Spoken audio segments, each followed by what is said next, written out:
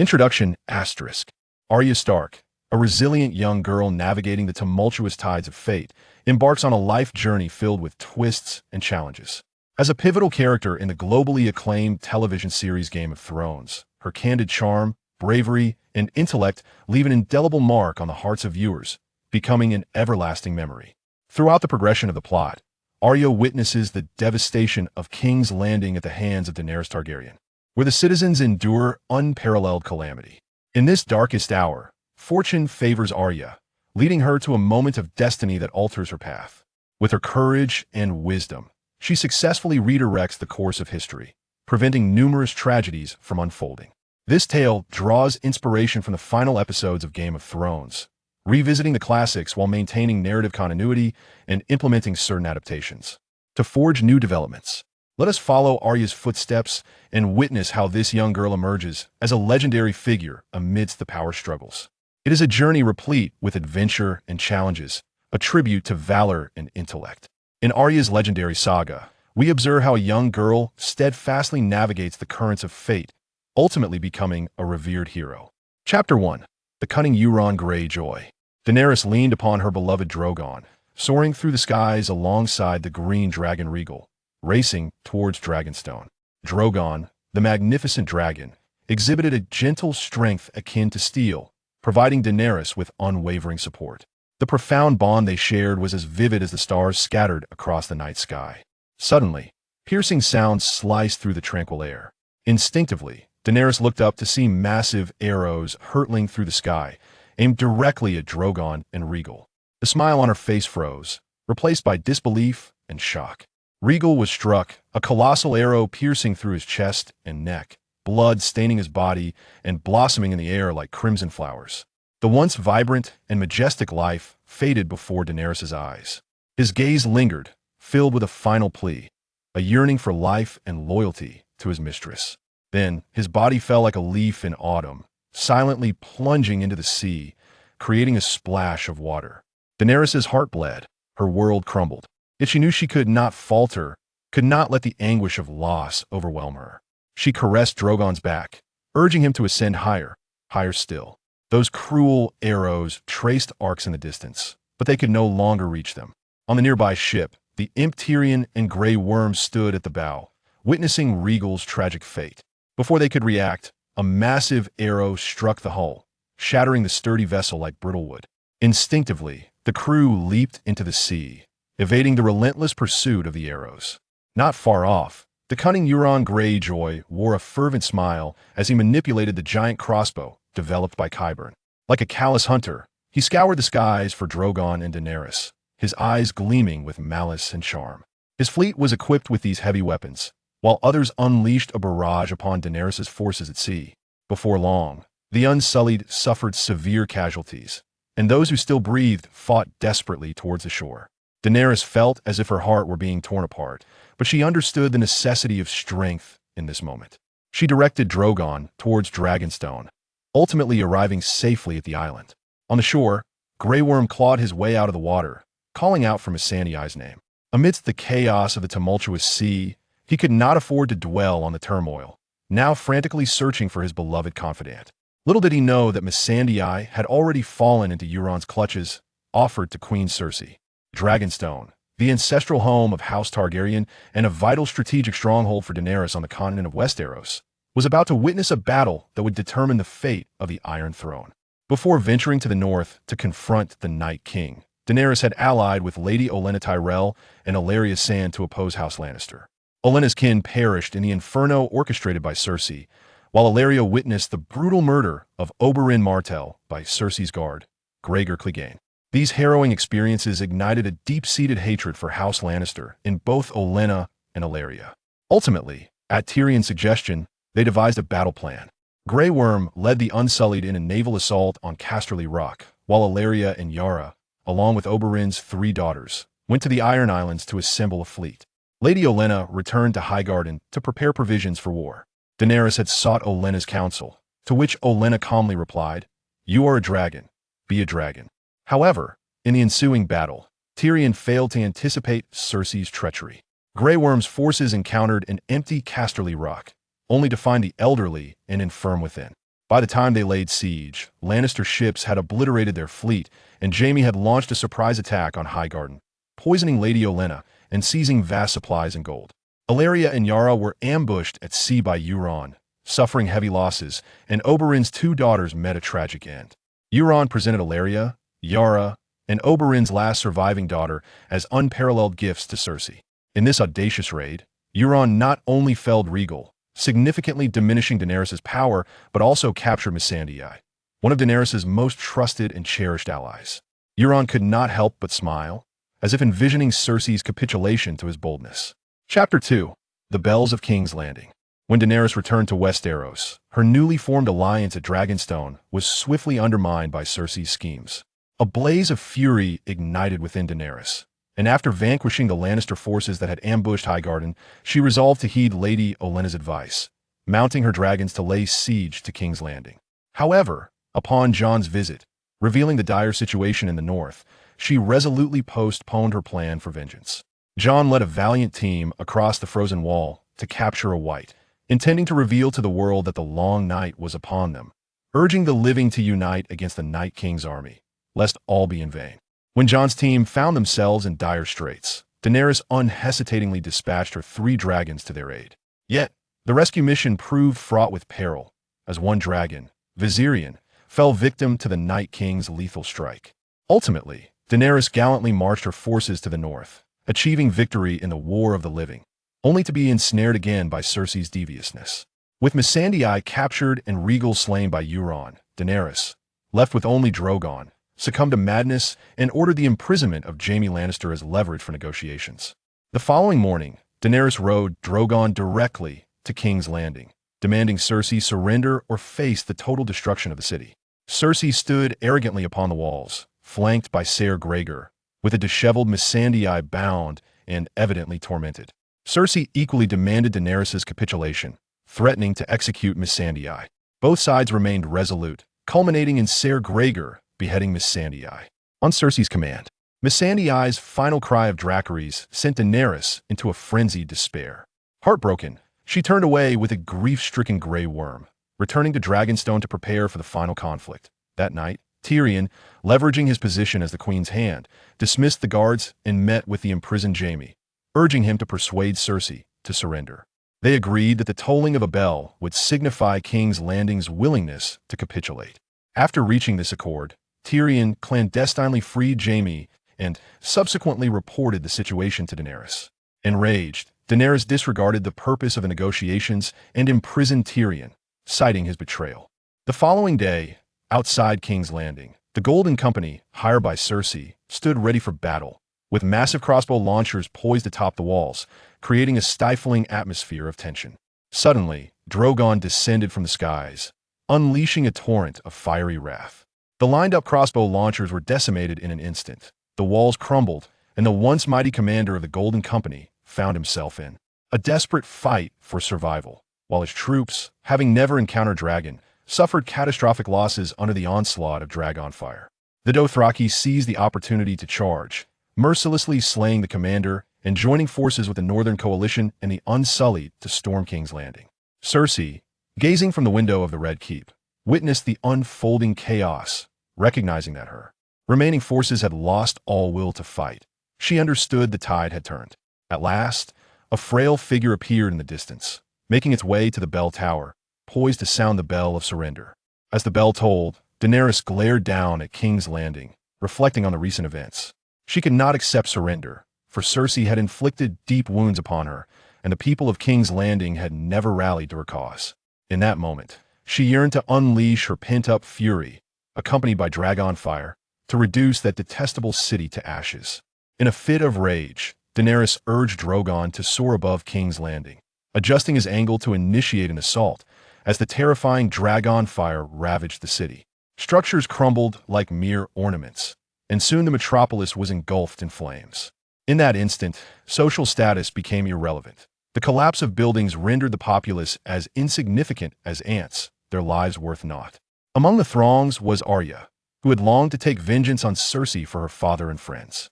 She had set out early, intent on finding Cersei, but the surging crowds of King's Landing thwarted her approach to the Red Keep. Suddenly, She spotted a mother and daughter on the verge of being swept away by the tumult, and her heart compelled her to help them. Yet, in an instant, a blast of Dragonfire from Drogon reduced them to ashes. Arya stood frozen, her heart tumultuous, uncertain of her allegiance, and questioning the morality of her actions. As the walls crumbled, a collapsing pillar struck Arya, plunging her into darkness. Chapter 3. Time reversed Arya. Arya, Sansa softly called to her slumbering sister. The once wild child who had now transformed into a great hero destined to save all of humanity. An expression of immense pride adorned Sansa's exquisite face. Slowly, Arya opened her eyes, the sounds of laughter and merriment echoing in the hall, dispelling the echoes of despair. It was, unmistakably, a jubilant celebration of victory. She gradually rose, gazing at her sister, and inquired, "Sansa, how came you to be here?" Sansa chuckled helplessly and replied, "Arya, you sleep so soundly. Just yesterday, you single-handedly vanquished the Night King and saved us all. The feast of celebration has yet to commence, and you return to your chamber, slumbering until now. I have come to summon you to the festivities." Arya, taken aback, pondered how she could possibly be back in Winterfell when she was clearly in King's Landing, with Daenerys laying waste to the city. In disbelief, she moved toward the great hall, where Daenerys, seated upon the high seat, raised her goblet and proclaimed, "Let us toast to our hero, Arya Stark, the one who has saved us. Arya is a hero. Arya is the pride of the North." The crowd erupted in cheers, extolling her bravery.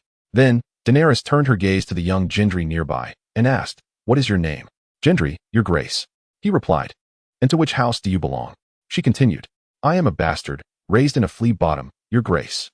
Gendry answered. Daenerys declared, "As far as I know, Storm's End currently has no lord, does it? Henceforth, you shall be Duke of Storm's End, Gendry Baratheon. To our Lord Baratheon. To Lord Baratheon." The crowd roared again, stirred by the recognition he rightly deserved. Daenerys, in an apt move, honored the heroes who had stood against the undead army, not only legitimizing the bastard but bestowing upon him lands, thus earning the respect of the people.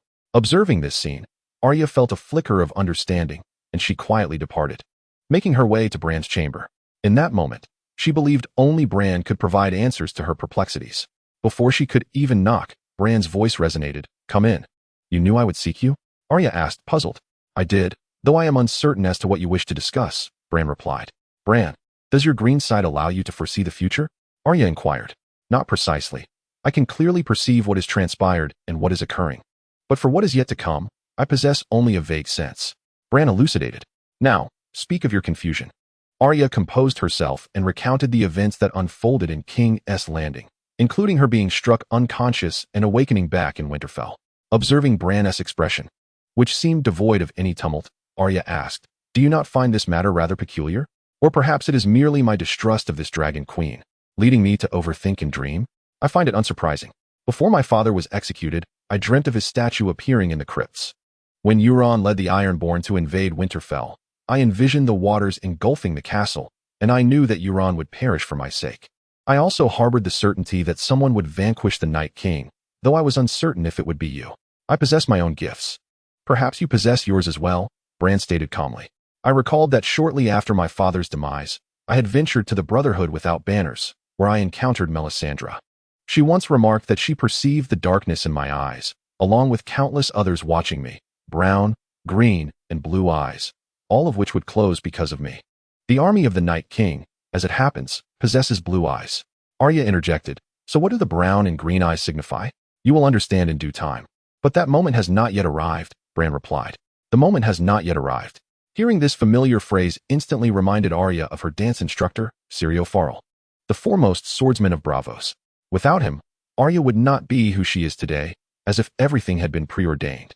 If that is the case, I shall regard my experiences and dreams as premonitions of future events. This is a tragic tale of humanity, and we must find a way to avert such calamities," Arya declared. Bran regarded her with a non-committal glance and slowly replied, "To accomplish this task, we will require allies. You are to notify them one by one.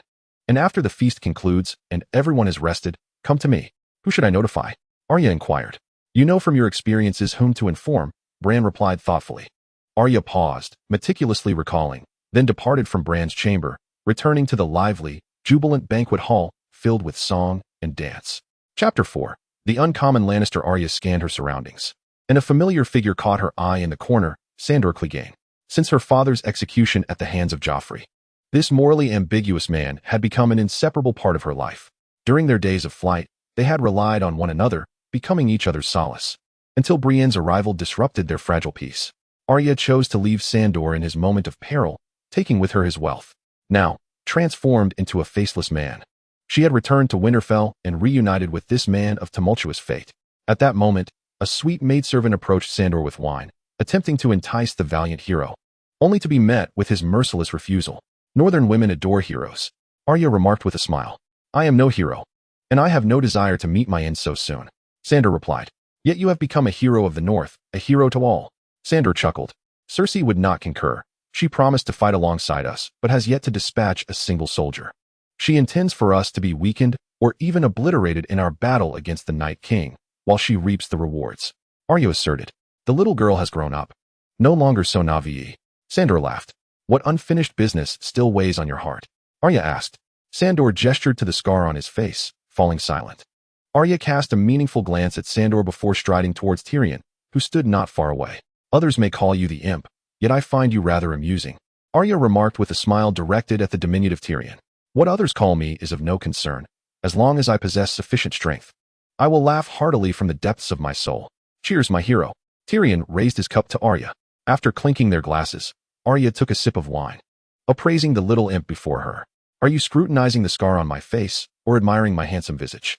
Tyrion inquired humorously. Arya glanced around, indicating for Tyrion to step outside. Winter had arrived, with the biting wind swirling snowflakes around them. Upon reaching the city walls, Arya gazed beyond and said, My mother once declared that no Lannister can be trusted. I wonder if my choice today is indeed the right one. Not every Lannister is as tall and handsome as I. Tyrion replied earnestly. Do you believe in miracles? Arya asked. Tyrion studied her intently and responded. I once doubted that dragons would return, until I killed the father of the man who sought my demise and coveted the one I loved, and then pledged myself to Daenerys. In that moment, I believed in miracles and discovered my life's purpose. Soon, we shall follow the Dragon Queen to conquer King's Landing. What do you think will transpire? Will your Dragon Queen emerge victorious, or will your sister Cersei continue her reign? Arya queried. Our queen shall undoubtedly prevail. The entire North now supports Daenerys, along with her 2 dragons. Victory is assured, Tyrion asserted confidently. Dragons can be slain. The Night King has already killed Viserion, Arya countered. Tyrion regarded her warily, asking, Do you know something? I know many things, including events yet to unfold. Arya stated earnestly. Bran can see the past and present. Now you claim to foresee the future. When did House Stark become a family of prophets? Tyrion chuckled. If you do not believe, so be it. It appears that no one can save your queen. Arya retorted. To confront the Night King, we would not succeed without Bran. I have unwavering faith in his abilities. As for what you mentioned, we ought to discuss it in detail. Perhaps I can provide you with an in-depth analysis from my perspective, Tyrion suggested. When you learned Jon's true name is Aegon Targaryen, did it not stir something within you? Arya inquired. Tyrion fell silent. Upon discovering that another man of House Targaryen existed, and that it was Jon Snow, whom he admired, he was far from indifferent. Jon's unique leadership qualities and compassionate heart indicated that he would be a great king of Westeros. Daenerys' success may rely on her lineage and dragons. But Jon earned his place through sheer merit, even willing to sacrifice his life to do what is right. In this surreal moment, Arya's inquiry plunged Tyrion into deep contemplation. He reminisced about the arduous path he had traversed, recalling the secrets shared with Sansa upon the walls of Winterfell. He remembered the shock that coursed through him when Sansa revealed Jon's true lineage, as well as his unwavering loyalty to Daenerys, who had rescued him during his darkest hour. Arya, I actually have a plan that I wish to discuss with Varys at the opportune moment. He inhaled deeply, gradually articulating his thoughts. Arya's eyes sparkled with curiosity as she fixed her gaze upon Tyrion, seemingly attempting to penetrate his innermost thoughts. Perhaps I am the ideal candidate for your discussion, she asserted confidently. At this moment, I concur, he replied. To ensure the purity of the Targaryen bloodline, historical precedents of sibling unions are not uncommon. If siblings can wed, it stands to reason that Jon and Daenerys might unite to jointly govern the continent of Westeros. Tyrion's gaze was resolute, as if he could already envision that splendid future. Arya furrowed her brow, evidently harboring reservations about this proposition. However, Jon, having been raised in the North, was steeped in its traditions. Now that he was aware of Daenerys being his aunt, he would likely find such a notion absurd. That is indeed a dilemma. But how can we know unless we try? Tyrion's eyes gleamed with determination. Arya regarded Tyrion intently before commencing her narrative. She recounted her extraordinary experiences, detailing the discussions between Tyrion and Varys, the betrayal that led to Varys' execution, the downfall of Rhaegal and Missandei, and Daenerys' fury that culminated in the fall of King's Landing. She vividly described the harrowing sight of an innocent mother and daughter being reduced to ashes by Dragonfire, her voice laden with anguish and sorrow. Tyrion looked at Arya in disbelief, unable to fathom how this frail girl could articulate such astonishing tales. "Is this the prophetic ability of the Starks?" he inquired. Arya shook her head, her eyes reflecting confusion. "I am uncertain if this is foresight or something else entirely, but it felt as though I experienced it firsthand. Yet, when Daenerys razed the city, I was struck by a collapsing column and lost consciousness. When I awoke, everything had returned to this moment." Her voice was heavy with pain and sorrow. At this juncture, Tyrion fell into a profound silence, acutely aware of Cersei, Daenerys, and Varys' true natures. He recognized that Arya's words were not mere fabrications. Cersei's cunning was laid bare during the confrontation with the Night King, as she audaciously promised to join the fight against him. Yet, as Sansa had rightly pointed out, she sent not a single soldier, leaving only Jaime, the knight unwilling to forsake his vows, to tread upon northern soil, choosing to fight for the living. Upon learning of Jon's true identity, Tyrion found himself deep in thought. On one hand, he understood why Sansa chose to share this secret with him. On the other, he was acutely aware of Varys' stance. Faced with this old friend who once saved his life, how was he to decide? If Varys truly opposes his plan, would he genuinely expose him? And should he choose to reveal the truth, what fate awaits Varys? Tyrion wandered alone upon the city walls, the turmoil within him rendering his decision exceedingly difficult. Finally, he spoke, inquiring, "You must have consulted Bran. What did he say?" Arya resolutely replied, "Both Bran and I have resolved to prevent the impending tragedy." Tyrion pressed further. "How shall we avert it?" Arya stated, "Merely the two of us, alongside Bran, is far from sufficient. We require additional allies." A glimmer of inspiration ignited in Tyrion's eyes as he suggested, "What about Varys?" Arya acknowledged, "Indeed, he could be counted among them, yet we need more."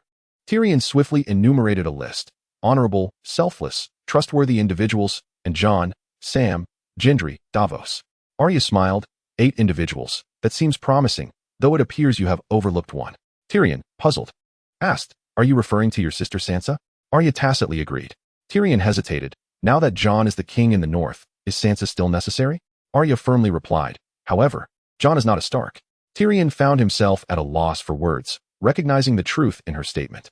Arya quickly assigned tasks. "We shall act separately. I will inform Jon, Sansa, and Gendry, while you notify the others.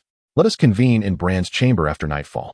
Observing Arya's decisive demeanor, Tyrion admired. "Very well, Lady Stark. My hero." Chapter 5. The little girl has truly grown up. As the two returned to the banquet hall, most attendees were lost in the revelry of alcohol and music. At the head table, Daenerys and Missandei were engaged in light-hearted conversation, their cheeks flushed with joy. Gendry found himself surrounded by well-wishers, the clinking of glasses resounding around him. Recently elevated to the title of Lord of Storm's End, his reputation soared. Arya squeezed through the crowd, softly admonishing him, "Do not overindulge. There are matters to attend to." Gendry instinctively embraced Arya. They had shared a night of intimacy before the final battle, seizing the moment to avoid future regrets. Now, having triumphed in Westeros's greatest war, they stood among the noble. Upon hearing Arya's words, he began to envision a future with her at Storm's End. Arya gently pushed him away and turned toward Sansa. She needed to discuss matters with her sister, but first, she had to evade Daenerys to avoid raising suspicion. "Sansa, shall we propose a toast to the queen?" Arya suggested. Sansa silently rose, lifting her glass as she departed her seat. Seeing this, Arya clutched her sister's hand tightly, and together they approached Daenerys. "Your Majesty, on behalf of the people of the North, we thank you for leading us to victory over the Night King, securing a monumental triumph for all the living." Arya spoke up first. A flicker of doubt crossed Sansa's eyes, but she quickly smiled, adding, "Indeed, were it not for your Majesty's leadership, the Night King's army would surely have spread throughout the North by now." Upon hearing these words, Daenerys rose and lifted her goblet, declaring, "Jon once stated that all wars, save for the battle against the Night King, are mere trifles." He recklessly ventured forth with a small party to capture a White Walker, risking his own survival to demonstrate the existence of the Night King's army. Miraculously, he returned, having sacrificed his chance at survival for the sake of all. This truly moved me. Let us raise a toast to Jon. Jon, seated not far away, heard these sentiments and approached, raising his own cup. "I was once a night's watchman. My actions were merely my duty. It is the wise leadership of Her Majesty the Queen that ultimately led us to victory. To our Queen. This brief exchange illuminated the power of language. Daenerys felt a surge of joy within her, smiling as she took a sip of her drink, prompting others to raise their cups in unison. Everyone was in high spirits. After finishing her words, Daenerys took her seat. Your Majesty, I wish to step away for a moment to pay my respects to Father in the crypt. Arya seized the opportunity to say. That is only fitting. You three siblings should go together, Daenerys replied. Thank you, Your Majesty. We shall return shortly. Arya expressed her gratitude before taking Sansa and Jon towards the Grand Hall's entrance. Upon arriving at the crypt, they gazed at their father's statue, and Arya lamented, it lacks father's essence. We should find someone who knew him well to carve it. Arya, you are not merely here to see father's statue, are you? Sansa inquired. Arya looked at her brother and sister, saying, indeed, that is not the case. I have already consulted Bran and Tyrion regarding a matter of great importance that requires our joint discussion. After the feast, everyone will gather in Bran's chamber. Remember, it must remain a secret. No one must know. What is it? Sansa and Jon asked in unison. We should not linger. We must return, lest the Queen grows suspicious. Arya said, moving towards the exit of the crypt. Sansa and Jon exchanged glances, reluctantly leaving the crypt. The three siblings returned to the banquet hall, and Arya purposefully passed in front of the main seat, offering Daenerys a smile before approaching Gendry. She struggled to pull Gendry from the crowd, guiding him to a corner and whispering, do not drink to excess. After the feast, we must go to Bran's room. Something of great significance awaits. She then placed a gentle kiss on Gendry's cheek before departing the banquet hall. Gendry stood, bewildered. Arya's actions left him perplexed. Since their acquaintance, he had sensed something unique about her. Now, he was even more confused. Yet, given Arya's serious tone, he understood the gravity of the matter. Therefore, he resolved to refrain from further revelry, opting instead to sit quietly while requesting a glass of red wine from a nearby maid. Compared to the earlier spirits, the wine would help him maintain clarity. In the distance, Daenerys smiled as she observed the young pair, who resembled star-crossed lovers. Instinctively, she glanced at Jon, who, still unable to meet her gaze, grappled with the realization that he had developed feelings for his aunt, feelings that had morphed into something romantic. Faced with the truth, all he could do was evade the situation. Jon's performance left Daenerys utterly frustrated, prompting her to rise from her seat and prepare to retreat to her chamber, with Missandei closely following. Your Majesty, have you truly resolved to depart at this moment? Perhaps this will disappoint the assembly, Missandei remarked, her tone gentle, a hint of concern flickering in her eyes. The shadows within my heart have lingered too long. Now that the people have embraced me and finally regard me as their queen, I perceive no impropriety in departing at this juncture. Let us return to our quarters and rest, Daenerys replied with a resolute tone, her gaze radiating an undeniable authority. Missandei, with a heavy heart, lowered her head and silently trailed behind Daenerys as they exited the still boisterous banquet hall. At that moment, Tyrion was also notifying potential allies one by one. Chapter 6. The meeting in Winterfell in the dead of night. Only a handful remained in the banquet hall, clearing the remnants of the revelry.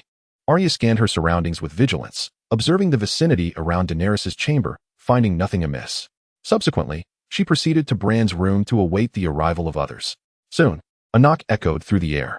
Arya opened the door to find Tyrion and Varys standing outside. She welcomed them in and then closed the door behind them. Lady Stark, our heroine, I am honored that you place your trust in me, Varys stated. I have some knowledge of your deeds. Bran has also shared much, but most importantly, it is Tyrion who has fervently recommended you. Arya replied with a smile. Old friend, it seems we shall continue to fight side by side, Varys remarked, casting a glance at Tyrion. Another knock resounded from outside. This time, Arya was more cautious, leaving the door slightly ajar. Upon seeing Jon, Sam, Braavos, and Gendry outside, she opened the door wide. Approximately 10 minutes later, a knock resounded once more. Arya peered through the crack of the door and, upon recognizing Sansa, opened it to let her in, then leaned out to glance around. What is it? Do you suspect I would bring Daenerys here? Sansa quipped with a smile.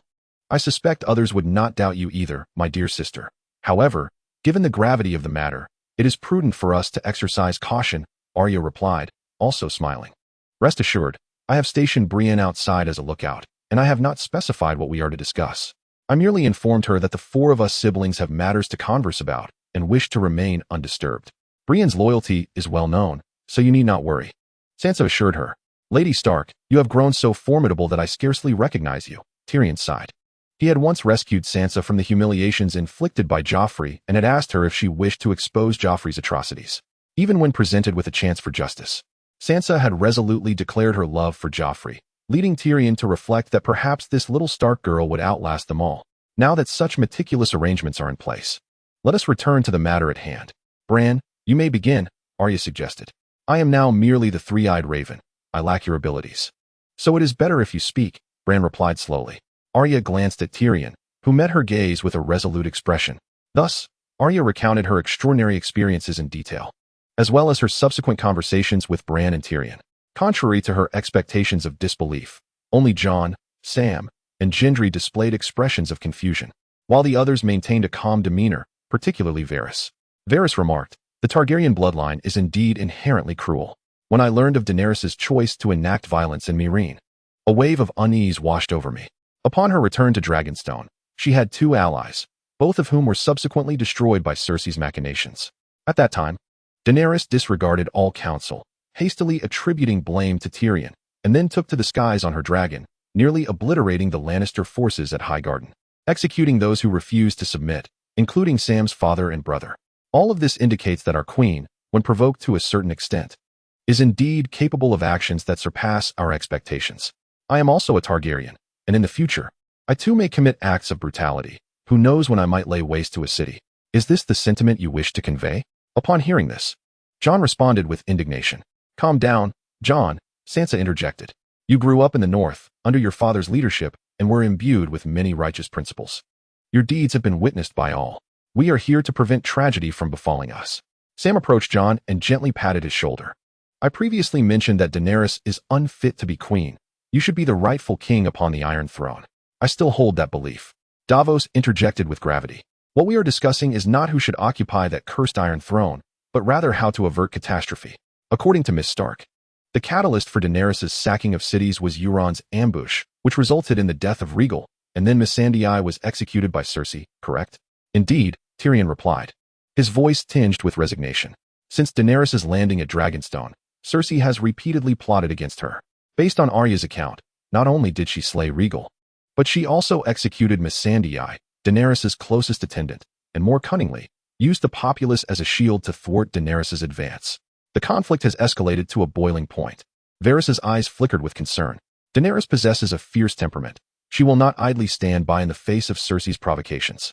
Once she resolves to retaliate, with her dragons at her command, she undoubtedly has the power to exact a heavy toll on King's Landing. When in Meereen, before you both became her advisors, her modus operandi was one of violent retribution. She once executed a multitude of slave masters, and later, the execution of a single slave incited a rebellion," Bran observed, casting a deep, worried glance at Tyrion and Varys. "I truly do not wish to support such a capricious queen," Sam murmured. "Are we now required to choose a new king? But as a newly minted noble duke, do I possess the authority to do so?" Gendry inquired, bewildered. "If we choose to support the new king now, Winterfell shall be the first to suffer devastation, and Cersei may well outlive us all," Sansa stated calmly. I concur.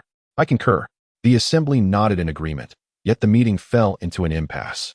"I once heard a tale of a valiant warrior from the Riverlands named Oakley Pebblegreen, who in his youth was celebrated for his bravery and wisdom, winning countless honors for his family through his exceptional valor and martial prowess. However, he became cruel after a hunting expedition. Due to his heroic feats, he was sent to Maegor's Holdfast for treatment. Yet nearly all who examined his condition deemed him beyond help. At this juncture, a young scholar named Viserion Tarly meticulously studied Oakley's affliction, deducing that his madness stemmed from hallucinations experienced during the hunt. Viserion pored over numerous tomes and ultimately discovered a potion's recipe in an ancient diary, a concoction known as the Dream of Dawn, which could induce partial amnesia, specifically targeting memories not personally experienced. Bran glanced at Sam as he spoke, continuing. After Viserion unearthed the formula, he promptly set out to gather the necessary ingredients, concocted the potion, and administered it to Oakley. The potion took effect swiftly, and Oakley soon returned to his former self. "Viserion has always been my idol. I have heard my grandfather and many elders recount his story. Yet my father disapproved of him, believing the Tarly family should achieve glory on the battlefield rather than in other realms. Our family creed is to excel in warfare." Sam lamented. "Yet you devoted yourself to research and bravely cured Jorah Mormont's grayscale," Bran remarked. "It seems there is nothing you can conceal from me," Sam chuckled awkwardly. So, can we utilize the Dream of Dawn for a purpose? Gendry inquired. First and foremost, we cannot disrupt Daenerys' plan to assault King's Landing. None of us wish to incur Drogon's wrath, Tyrion remarked. Regardless of your strategies, one thing is paramount. Daenerys' life must not be jeopardized. That is my unwavering principle. Jon stated gravely. If we sacrifice Daenerys' life merely to prevent a tragedy, then our deliberation today would be rendered utterly futile, Tyrion asserted. Furthermore, we must devise a means to evade Euron Greyjoy's ambush. If Rhaegal is not slain, then Missandei will not be captured. This is not difficult. Now that we are aware of what is to come, we can adjust our return to Dragonstone accordingly to avoid it entirely. The pressing issue now is how to persuade Daenerys to alter her plans? Sansa queried. I shall undertake this matter. I have always felt a kinship with the Dragon Queen. Arya declared resolutely. I agree. Both of you were once young girls, Varys noted. However, this is merely the first step. Daenerys harbors little affection for Westeros. Should she achieve victory in this battle, she may yearn to conquer more lands and liberate more souls. If victorious in this battle, Daenerys could establish a second Meereen. However, she is ill-suited for the continent of Westeros, Varys suddenly remarked. Indeed, Daenerys' actions in Meereen have led her to believe that liberating all of humanity is her sacred mission. Yet, she is currently troubled by the Iron Throne. After all, she has been indoctrinated since childhood about the overthrow of House Targaryen and bears the heavy burden of reclaiming the Iron Throne. A weight compounded by her tragic past before she grew formidable. Nevertheless, the Dream of Dawn may alter everything, Bran suggested. However, one thing remains. We must first address our common enemy, for seated upon the Iron Throne is Queen Cersei. As long as she occupies that throne, it spells disaster for us all, Varys stated. I concur, Sansa added. The Night King is such a colossal threat, and to her, he is merely a tool in the struggle for power. There is nothing she would not do. If we do not overthrow her rule, the repercussions will only worsen. Have we all become conspirators now? Jon scoffed, a group scheming against Daenerys, who has just led us to victory over the Night King, and before addressing her, we must first have her assist us in resolving our troubles? I do not deny being a schemer, but my loyalty lies with the people. As long as I can bring safety and happiness to them, I do not care who sits upon the Iron Throne. If not, I will exhaust every means to find a suitable replacement, even at the cost of my own life. Varys looked at Jon earnestly. Lord Stark, your father, while imprisoned. I visited him. He once asked me to whom I was loyal, and I answered as I always have. Currently, it appears that neither Cersei nor Daenerys embodies such qualities. You are far more deserving. Agreed. The others chimed in. Daenerys is my queen. I have already pledged my allegiance to her. It is only because Arya witnessed the horrors she wrought that I consented to this. I need to ensure her safety. As for the Iron Throne, I hold no interest in it. I shall not partake in the specific plans. My sole desire is to guarantee her safety, Jon declared solemnly. Ladies and gentlemen, forgive my imprecise wording. It is premature to determine who should occupy the Iron Throne. We should continue our previous discussion on how to enact change while ensuring the safety of the Dragon Queen, Davos remarked. Arya, did you experience the events firsthand? Or could you perceive everything directly? Tyrion inquired. Upon awakening, I found that I could recall previous events, as if I were present at the scene, Arya replied. Then it is manageable. Now, recollect the location where Daenerys was attacked, and be precise, Tyrion instructed. After careful reflection, Arya said, it was in the waters between the Crab's Claw Peninsula and Dragonstone. This should be manageable. First and foremost, Arya must earn Daenerys' unwavering trust, and then, at the opportune moment, remind her to fly at high altitudes while vigilantly observing the movements of the sea. Ideally, they should seek an opportunity for a surprise counterattack, which would serve as a formidable deterrent to Cersei. Tyrion articulated. Furthermore, Jon, I understand you initially had no intention of accompanying the Queen on her dragon ride. But circumstances have shifted. You must ride Rhaegal and accompany the Queen to Dragonstone. Should danger arise, you will be there to protect her. And if an opportunity for a counterattack presents itself, with 2 dragons at your disposal, you can significantly enhance the outcome. No problem. It is my duty, Jon responded. Lastly, once the main force has gathered at Dragonstone, we shall devise our next course of action based on the prevailing circumstances. What does everyone think? Tyrion inquired. Agreed. The others replied. As long as Cersei lives, I have no desire to set foot in King's Landing again. I will remain at Winterfell as a backup force for all of you, Sansa stated. I too shall temporarily stay at Winterfell. There is another crucial matter. Tonight's plan must remain absolutely confidential, as it pertains to everyone's lives, Bran slowly remarked. The group nodded in silent agreement, and one by one, they dispersed. leaving only Arya and Bran in the room. Chapter 7. The Queen's Kingsguard. Are you devising a way to approach Daenerys? Bran inquired keenly. So you possess the ability to discern the thoughts of others, Arya teased with a playful smile. It is not that my insight is extraordinary, but rather your expression has betrayed everything. Bran said gently. Consider carefully who the Queen's most trusted allies are. Perhaps therein lies the key to approaching her. At this moment, another crucial matter arises, the dream of dawn. Is the formula complex? Arya's curiosity sparkled in her eyes. For the average person, perhaps so. However, now that Jon has consented to our plan, everything will become considerably easier. The creation of this miraculous potion requires 5 ingredients: milk, honey, forget-me-not, dragon grass, and dragon's bile. Forget-me-not is easily found, and dragon grass can also be harvested on Dragonstone, but dragon's bile is rather tricky. You will need to seek Jon's assistance. Bran elucidated with his characteristic calmness and wisdom. What is the method of preparation? Arya pressed on. It is not overly complicated. First, mix the 5 ingredients thoroughly and place them in a sealed container.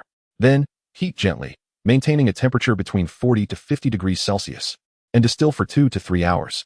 The distilled liquid must be filtered and placed in an open container, where it should be left in a cool place to cool naturally for 2 to 3 hours until it solidifies.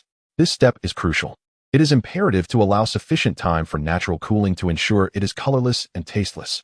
Finally, remove the solidified liquid and cut it into evenly sized pieces, akin to a fingernail. When using it, simply place a piece into red wine and consume it once it has melted. Bran answered methodically. Arya listened intently, pondered for a moment, and then departed from Bran's chamber, perhaps due to the fall of the Night King's army. The dawn of the north welcomed a morning light that had not graced it for many days. The golden sunlight intertwines with the radiant glimmer of the snow, resembling a melodious morning serenade, serene and resonant, awakening the long-slumbering earth.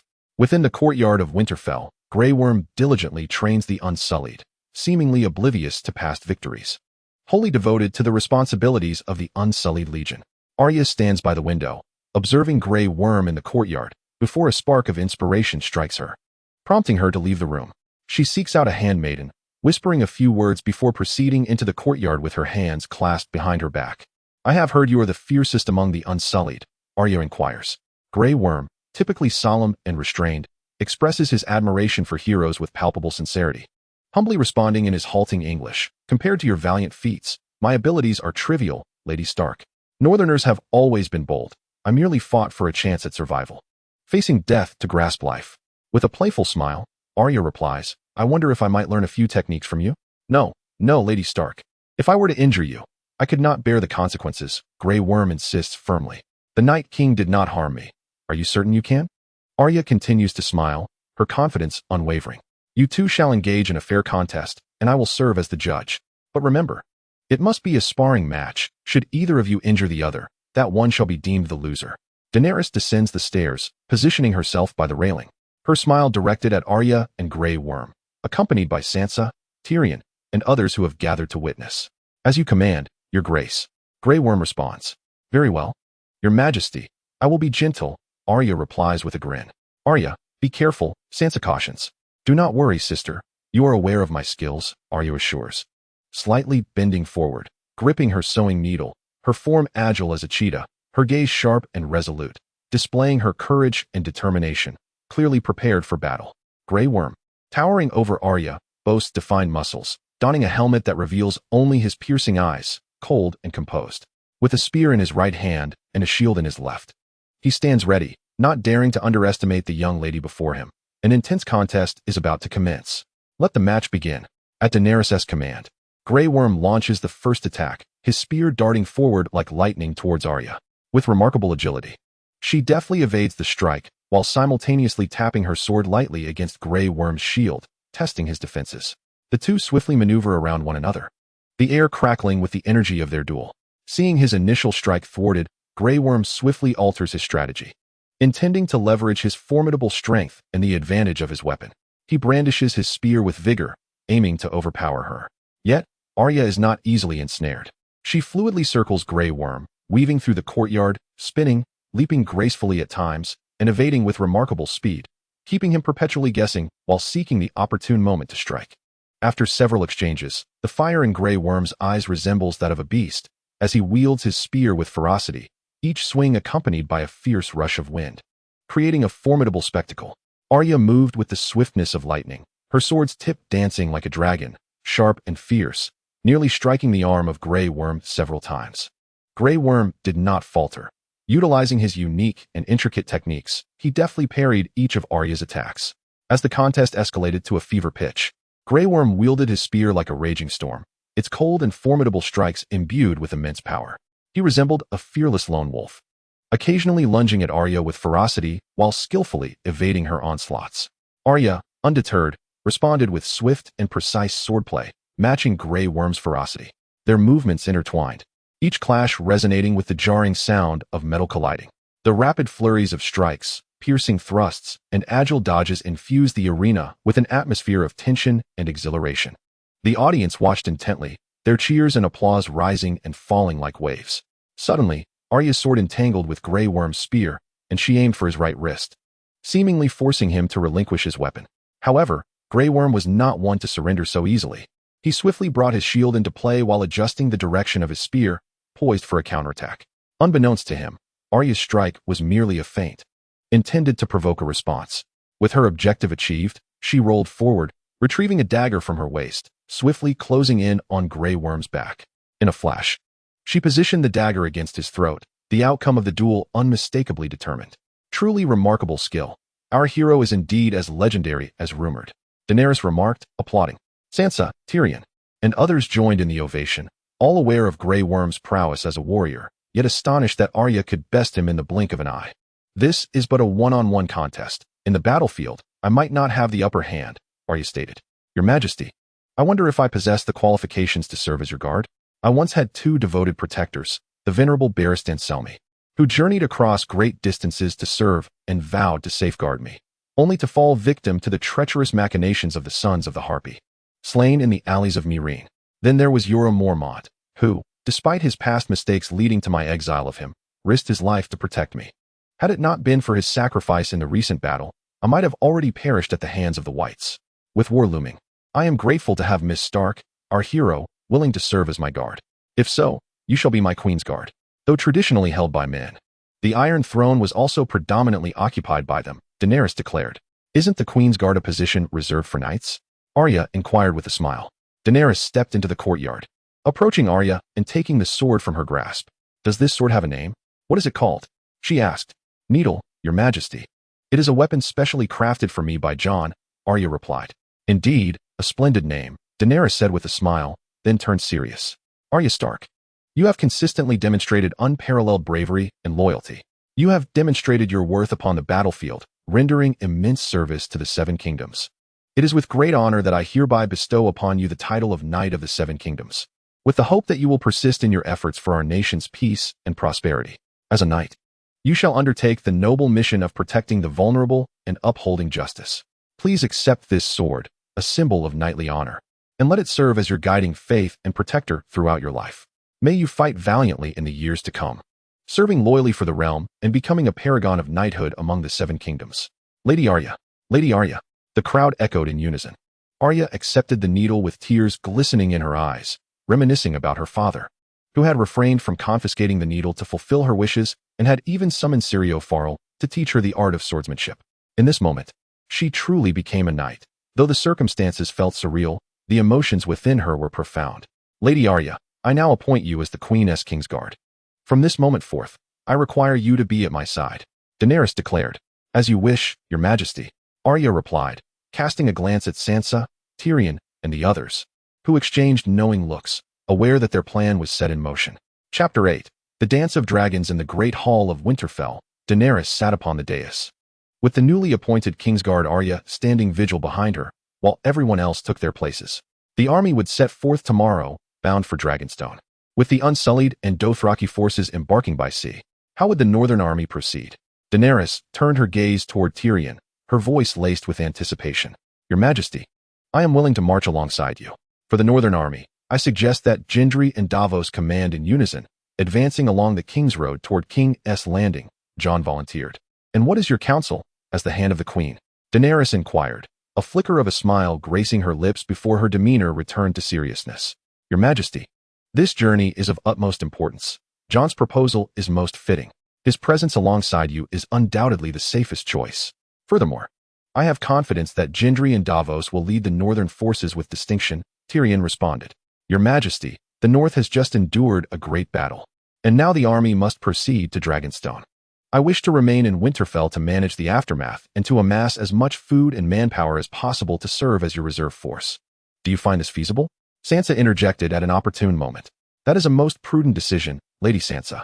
I appreciate your understanding, Daenerys replied with a smile, inwardly relieved that Sansa would not accompany them. My health is not suited for long journeys, and this expedition is for combat. I too wish to remain in Winterfell. Bran added, that is acceptable, but when I conquer King S Landing and reclaim the Iron Throne, I hope you will come to my aid there, Daenerys stated. As you command, Your Majesty, Bran replied resolutely.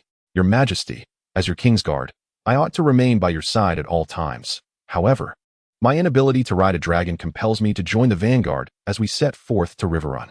The strategic position of Riverrun greatly favors our assault on King's Landing, and I am confident that my uncle Edmure will open the gates to welcome us upon my arrival. Yet, prior to this, it is imperative that your Majesty instruct the Maester to send a raven to Riverrun, allowing Edmure to be forewarned and make the appropriate decisions, suggested Arya. Securing Riverrun would provide us with an additional stronghold. It is indeed a splendid proposal, Tyrion Lannister remarked. Arya's astute suggestion undoubtedly enhances their prospects of victory. Her intelligence and familiarity with the North render her an indispensable ally in this campaign, while Tyrion's wit and strategic insight establish him as the Queen's most trusted advisor. A consensus was reached among the assembly, with no dissenting voices. Very well, let us all prepare for our journey. We shall depart at dawn, announced Daenerys. After the gathering dispersed, Arya accompanied Daenerys back to her chamber, with Missandei following closely behind. Once inside, Daenerys settled by the hearth, and Missandei poured her a glass of red wine. Do take a seat as well, Missandei, and pour another 2 glasses, Daenerys instructed. Your Grace. I do not partake in wine, Missandei replied. Is it that you cannot drink, or simply do not wish to? Or do you deem me inferior to Tyrion? Daenerys teased. Your Grace, you flatter me. I shall fetch a glass forthwith, Missandei said, a hint of shyness in her voice. After a brief interval, Missandei returned with 2 glasses of red wine. Arya picked one up, and the 3 women gathered around the fire, comfortably savoring their drinks. Sir Arya, with our departure imminent, do you have any advice? Daenerys inquired. Your Grace, I happen to have a few suggestions, Arya replied as she produced a map she had prepared in advance. Setting out from Winterfell, the journey appears devoid of immediate peril. However, we must exercise caution, for King's Landing lies far from here, and we remain unaware of Cersei Lannister's potential maneuvers during our travel. Her ambition is well known. It seems I have underestimated you, Daenerys remarked, urging Arya to continue. Arya pointed to the waters between the Fingers and Dragonstone on the map, stating, our naval forces must traverse this sea on their way to Dragonstone. It serves as an excellent ambush site, considering Cersei's ally, Euron Greyjoy, is a cunning individual. Should he learn of our forces passing through, he may very likely set a trap, catching us unawares. You possess considerable military acumen. It appears that appointing you to the Kingsguard may be an underutilization of your talents. Daenerys observed meaningfully. Your Majesty, one of the duties of the Kingsguard is to ensure your safety. Having chosen to serve you, I shall do everything in my power to preempt any potential threats, Arya responded with a serious tone.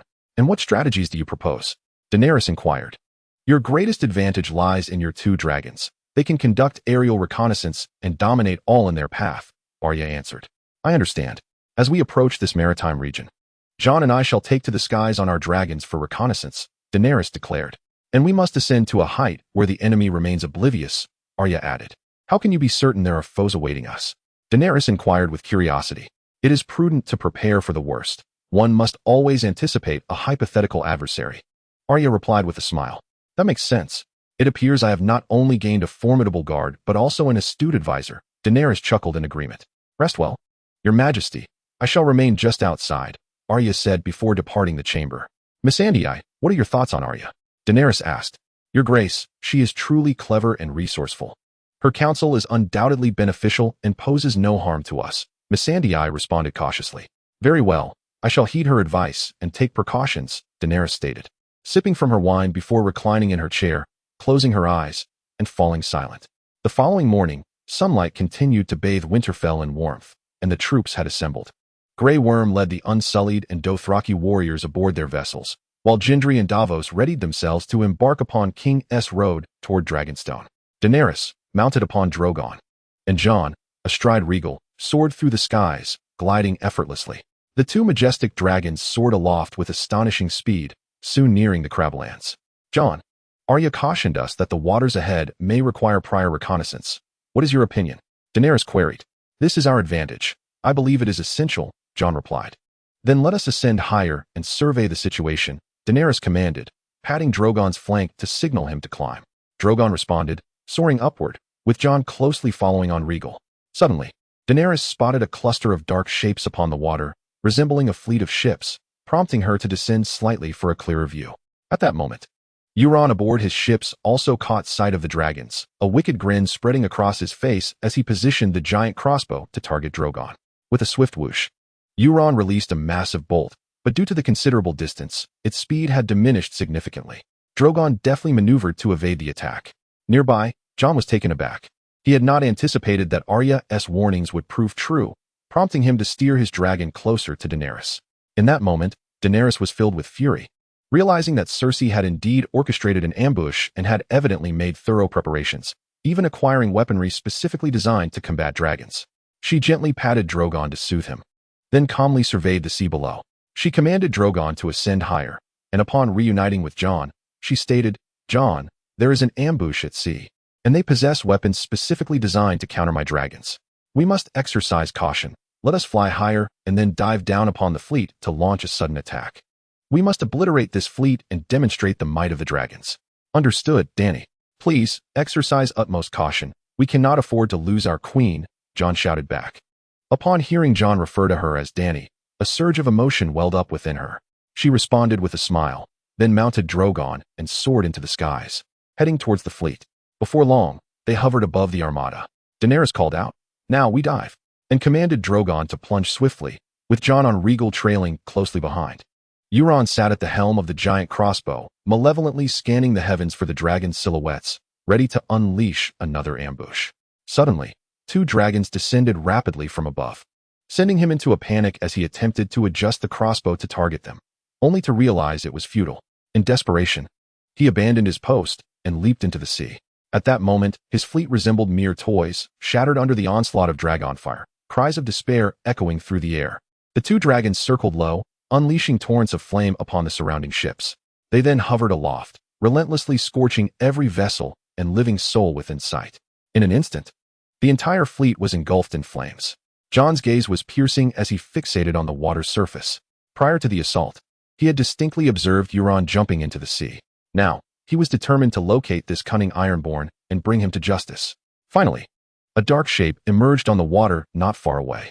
Jon steered his dragon closer, confirming it was indeed Euron. Just as he was contemplating how to seize Euron, he was startled to see Drogon lunging towards him, jaws agape.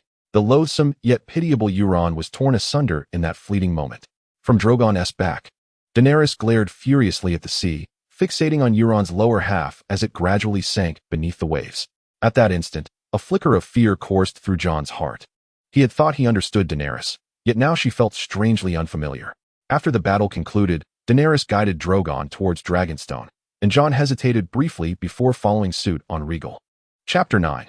The Guardian of the Crab's Claw Peninsula. In the war chamber of Dragonstone, Daenerys stood elegantly by the window, a goblet of red wine in hand, her eyes sparkling as she gazed upon the approaching fleet. Jon entered, observing the confident Daenerys, and could not restrain himself from asking, Your Grace, why do we not capture Euron alive to use as leverage in negotiations? Daenerys turned her head, her deep gaze locking onto Jon's, and replied with a smile. Do you believe we still require leverage? Even if we did, it would be unworthy to execute him in such a manner. Jon spoke candidly. In an instant, Daenerys' expression turned icy. Are you questioning me? She asked, then continued. Euron is merely a cunning Ironborn. He previously vanquished two of my allies through treachery. This is his just punishment. I do not wish to discuss him further. The forces led by Grey Worm have begun to arrive, and I need you to ascertain how long it will take for the Northern Army to reach us. Jon wished to say more, but as he met Daenerys' resolute gaze, he ultimately remained silent. He offered a slight bow before stating, Very well, Your Majesty, I shall make contact immediately. With that, he exited the war room.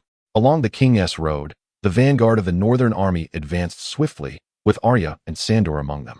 They had initially planned to act independently. Arya's target was Cersei, while Sandor sought his brother Gregor. However, Arya recalled that Sandor and her brother ultimately met their demise together. She did not fully disclose her plans to Sandor, merely persuading him to accompany her, not out of distrust, but because in such turbulent times, some truths were better left unsaid. The following dawn, the vanguard arrived at the town of Riverrun, the domain of Arya's grandfather, Hoster Tully. The old man had passed away, and now the de facto ruler of Riverrun was her uncle Edmure, who had miraculously survived the Red Wedding. During the War of the Five Kings, he chose to ally with Jaime Lannister to preserve his life, and he now held the title of Duke of Riverrun. The entirety of the North had aligned with Daenerys, and Edmure was no fool. He understood that cooperation was the prudent choice. After all, Daenerys possessed 2 dragons, making Riverrun her second stronghold besides Dragonstone. At the city gates, upon seeing Arya and the Stark banners, Edmure exchanged a few pleasantries before opening the gates to welcome the vanguard into Riverrun. "Uncle, is there any way you could send me to Dragonstone?" Arya inquired of Edmure. "Are you planning to leave before the main force arrives?" Edmure replied, "The main army won't reach Riverrun for at least 3 more days. I have urgent matters to attend to regarding Jon." "Rest assured, Edmure. Gendry and Davos currently lead the northern forces. They are honorable men and will not put you in a difficult position," Arya stated, seeing through Edmure's cautious thoughts. "You can travel by water from Riverrun to Dragonstone. If you set off now and your rowers are skilled, you could be enjoying lunch on Dragonstone by tomorrow." Edmure responded with a touch of humor, having matured since their last encounter. "Then I would appreciate your assistance in finding a boat, preferably with 2 capable rowers to accompany me, as I must reach Dragonstone swiftly," Arya said. "Very well, I will make arrangements at once," Edmure replied. Soon after, 2 sturdy men accompanied Arya as they rowed downstream towards Dragonstone. The following morning, they arrived at the Fingers of Crabs. Arya suddenly recalled Bran's words. Between the Fingers of Crabs and Dragonstone lay merely a stretch of water, and perhaps she could find some forget-me-not in Dragon's Bane. This would facilitate her search for Dragoness breath upon reaching Dragonstone, so she instructed the rowers to halt and ventured ashore in pursuit of the materials. Forget-me-not was easily located, yet she struggled to find Dragon's Bane. Just as Arya was about to abandon her search and proceed to Dragonstone, she caught sight of a massive lizard coiled amidst the nearby underbrush. Cautiously, she moved while keeping a watchful eye on the giant creature, fearful that disturbing it might lead to trouble. Snap! Indeed, what one fears often comes to pass. Arya inadvertently stepped upon a dry twig, the crisp sound of its snapping startling the colossal lizard, which swiftly rose and moved towards the source of the noise, each step sending tremors through the ground. With a tense expression, Arya fixed her gaze upon the enormous creature before her, her dagger glinting with a cold light under the sun. Her body was taut, poised to confront the impending fierce battle. The giant lizard, its blood-red eyes fixed on Arya, gradually advanced. Suddenly, it opened its massive jaws, a torrent of scalding saliva surging forth. Arya deftly evaded this lethal assault, only to find the lizard in close pursuit, its tremendous tail sweeping towards her like a heavy weapon. Arya leapt aside, narrowly escaping the tail's wrath, and swiftly closed in on the lizard, her dagger striking fiercely towards its eye. The creature roared in agony, yet Arya provided it no respite. Like a bolt of black lightning, she darted around the lizard, her dagger acting as a deadly sword, leaving the beast defenseless against her onslaught. At that juncture, the lizard launched an even more ferocious attack, swinging its tail in an attempt to topple Arya. However, she moved with the grace of a specter in the forest, maintaining her agility and eluding the lizard's relentless strikes. The battle intensified, the lizard's assaults growing increasingly savage. Arya's dagger carved numerous wounds upon its hide, but the lizard seemed impervious to pain. Realizing she needed to identify the creature's weakness to truly conquer it, Arya finally discerned a small indentation on the lizard's back. She aimed for this vulnerability, thrusting her dagger with all her might. The blade pierced through the creature's skin, eliciting a haunting scream from the lizard. It writhed in torment, but Arya gripped the dagger firmly, twisting it until the lizard finally collapsed, defeated. Exhausted, Arya lay beside the lizard's lifeless body, aware that she had emerged victorious from this fierce contest. After a brief respite, she rose, preparing to return to the shore, only to notice something shimmering in the sunlight at the spot where the lizard had once rested. Approaching to investigate, she discovered it was none other than the dragon scale grass she had been fervently seeking. Truly, one must traverse great distances to find what is elusive, and she had not anticipated that this modest herb would have a guardian. With both the forget-me-not and dragon scale grass found, and with milk and honey being commonplace. She needed only to gather dragon's saliva to concoct the dream of dawn. Soon, Arya returned to her ship at the shore, continuing her voyage towards Dragonstone Island. Chapter 10. The Dream of Dawn. As dusk settled, Arya arrived at Dragonstone, and after a brief period of rest, she made her way directly to the war chamber, ready to report the latest developments to Daenerys. Your Majesty, the city of Riverrun has completely surrendered to you, and the Northern Army will arrive at Riverrun in 2 days. Arya reported, kneeling before Daenerys. Arya Stark, you possess not only foresight but also the talents of a commander. Your prior counsel has spared me losses in battle, allowed me to dismantle Euron, and weaken Cersei's power. My affection for you knows no bounds. I increasingly feel that assigning such a valiant individual like you to the Kingsguard is truly an underutilization of your talents. Daenerys smiled as she approached Arya, linking her arm with hers. It is my honor to follow you, to overthrow the corrupt and dark reign, and to seek true freedom and happiness for the people. Arya responded with unwavering determination. You have worked hard. Now tell me, how would you like me to reward you? Daenerys gently inquired. If possible, I would like to explore Dragonstone. It is your birthplace and a testament to your family's glory, Arya expressed. Certainly, go ahead. There should be no pressing matters in the next couple of days, and you can take this opportunity to rest well, Daenerys agreed with a smile. Arya left the war room, eager to find Jon. She decided to return to her chamber, first to change out of the heavy Kingsguard armor and travel lightly. In the corridor, she noticed a door slightly ajar. Peering through the crack, she saw Jon, who sat listlessly by the window, gazing into the distance, seemingly lost in thought. Arya quietly pushed the door open and suddenly pressed the hilt of her sword against the back of Jon's neck. As an experienced warrior, Jon instinctively leaned forward to evade, swiftly drawing Longclaw and turning around, only to be met with Arya's presence, which left him somewhat exasperated. Arya, you truly are a mischievous one. Jon chuckled. How about we have a little sparring session? Arya proposed provocatively. The space here is too confined for such a display. Perhaps another time, Jon replied. However, Arya was unwilling to relent. Wielding a sewing needle, she suddenly lunged at Jon with a swift thrust. Jon, compelled to respond, utilized his years of rigorous training and countless battle experiences at Castle Black, deftly parrying Arya's strike. Leveraging his strength and height advantage, he quickly launched an offensive, evidently intending to subdue Arya swiftly and bring this playful skirmish to an end. Arya, however, nimbly evaded each of Jon's attacks. Suddenly inspired, she decided to toy with Jon. Pretending to be captivated by the trajectory of his blade, she focused intently on its tip.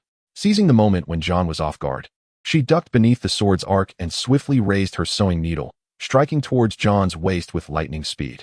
Jon instinctively bent to avoid the blow. Yet Arya had anticipated his movement, and the needle accurately struck his back. You've lost, Arya declared triumphantly, her eyes glimmering with the light of victory. Arya, where on earth did you learn such techniques? You are becoming increasingly inscrutable, Jon remarked with a smile, always finding her elusive. From the dance instructor father found for me. A faceless man from Braavos, and so forth, Arya replied, harboring no secrets from her brother. Father would surely be pleased if he knew, Jon said. To be precise, he should be referred to as your uncle, Arya corrected him. When parting ways in Winterfell, my father once remarked that when we meet again, we would have a meaningful conversation about my mother. Jon did not respond directly, murmuring to himself. Jon, I have something to discuss with you, Arya stated. Go ahead. Jon replied. In the Dream of Dawn, there is a particular material I need your assistance with, Arya continued. Arya, I have been in a state of hesitation, questioning whether our initial decision was indeed the right one, especially before our departure to Dragonstone, Jon expressed. And what of now? Arya inquired. Following your guidance, we ventured into the perilous zone for reconnaissance and discovered Euron's ambush plan. Fortunately, the distance mitigated the threat posed by Euron's assault, yet it incited Daenerys' wrath, leading us to obliterate Euron's fleet. Just as I was about to apprehend Euron, Daenerys executed him with her dragon, tearing him asunder, Jon recounted, a shiver coursing through him. Euron has committed numerous atrocities. You need not dwell on it, Arya comforted. Yet, I feel as though I no longer recognize Daenerys, Jon confided. Daenerys, such a sweet name. Arya teased. On a serious note, I now believe our original decision was correct, but can you assure me that Daenerys will remain unharmed? Jon asked. I assure you. Arya replied. Very well, tell me how I can assist you, Jon said. We still require one last ingredient for the Dream of Dawn, dragon saliva, which only you can procure, Arya stated. Dragon saliva, that is manageable. When do you need it? Jon inquired. The sooner, the better, Arya urged. All right then. I shall prepare to fetch the dragon's saliva and deliver it to your chambers, Jon declared, rising to leave, while Arya returned to her own quarters. Following Bran's guidance, Arya carefully selected 2 open containers and 1 sealed container, placing them on the table in anticipation of the final ingredients' arrival. Soon, Jon entered Arya's room, holding a cup filled with a viscous liquid that emitted a strong, fishy odor. Arya frowned and asked, "Is this truly dragon saliva?" "Without a doubt," Jon replied with a smile, having become quite adept at acquiring it alongside Rhaegal. Arya took the cup, and following Bran's instructions, crushed the forget-me-not and dragon scale herbs, mixing them into the dragon's saliva along with milk and honey. She stirred the mixture thoroughly before pouring it into the sealed container, and then began to gently heat it for distillation. "I need to rest for a moment, Jon. Keep an eye on it, and call for me in 3 hours. Remember, it must be precise, neither too long nor too short. If it fails, you will be the one to gather the materials next time," Arya instructed before collapsing onto her bed, drifting into slumber. Jon, feeling somewhat helpless, complied, placing an hourglass on the table, while he positioned a chair, sitting upright with his eyes fixed intently on the hourglass. At last, the sand within the hourglass gradually trickled to its end. Jon roused the slumbering Arya, who, following Bran's instructions, filtered the distilled liquid and poured it into a pristine container, placing it upon a chair in the corner of the room to cool. "As per our usual routine, Jon, awaken me in 3 hours," Arya playfully declared before surrendering once more to the realm of dreams. With a resigned sigh, Jon turned the empty hourglass upside down on the table, embarking once again on the monotonous vigil of watching the sand fall. Finally, as the last grain of sand slipped through the hourglass, Jon stirred Arya from her slumber. Arya gazed at the solidified, translucent object in the bowl, her curiosity piqued. "Is this the miraculous dream of dawn? Is this what we have achieved?" she inquired. "We must place our faith in Bran. The knowledge he possesses is beyond our comprehension," Jon replied wearily. "That is indeed reasonable," Arya concurred, taking the now solidified dream of dawn and slicing it into uniform, nail-sized pieces with her dagger, wrapping them in a clean cloth. "All done. I shall return to my slumber," Arya stated, then reclined back onto her bed. Jon observed Arya for a moment, shaking his head in resignation as he exited the room. Unbeknownst to them, 3 days had swiftly passed. Chapter 11. Let Us Be Dragons. Dragonstone Island stood resolute amidst the slate-blue waters, resembling a solitary giant in the dawn's gentle light. The waves caressed the shoreline tenderly, while the morning sun pierced through the clouds, casting glimmers upon the sea's surface, akin to the divine touch of a god upon the earth. The castle upon the island loomed grandly, its ancient stone walls entwined with ivy, resembling a venerable elder who has witnessed the passage of time. Within the castle, the hearth radiated warmth, simmering fine wines and delectable seafood, the aroma wafting through the air, intoxicating all who breathed it in.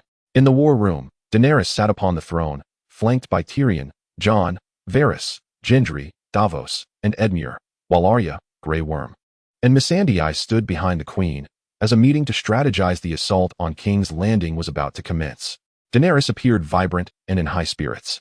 She turned to Tyrion, embodying the essence of a queen who balanced wisdom with audacity, and inquired, "My esteemed hand, with our forces now formidable and Cersei's naval power vanquished, is the defense of King's Landing no longer a concern?" Without hesitation, Tyrion responded, "Indeed, your grace. Logically, seizing King's Landing at this juncture should be as effortless as plucking fruit from a tree, yet my understanding of Cersei suggests it may not be so simple." Varys interjected, "Yes, your grace. You are the liberator of shackles, the mother of dragons, celebrated widely, and you hold the welfare of the people dear. Cersei will likely seek to exploit this." Daenerys' expression turned grave as she replied, "I do not quite grasp your meaning. Please elaborate." Varys spoke earnestly. "My little bird has brought me word that King's Landing is behaving unusually. The gates are wide open, allowing a substantial influx of refugees, a scenario that would have been inconceivable before. I surmise that Cersei intends to use the populace as a shield, thereby diminishing the power of your dragon to its utmost extent, knowing well that your merciful heart would not allow you to disregard the fate of the common folk." Unlike Cersei, a cold glimmer flashed in Daenerys' eyes as she replied, "If the citizens are willing to enter the city to serve as Cersei's shields, why should I ponder excessively? The Lady of the Thorns had previously urged me to act decisively, yet my hesitation led to the near annihilation of Highgarden. I shall not repeat that mistake." At this declaration, a stunned silence enveloped the room, and the assembled company exchanged glances. Tyrion cautiously inquired, "What is your plan, your grace?"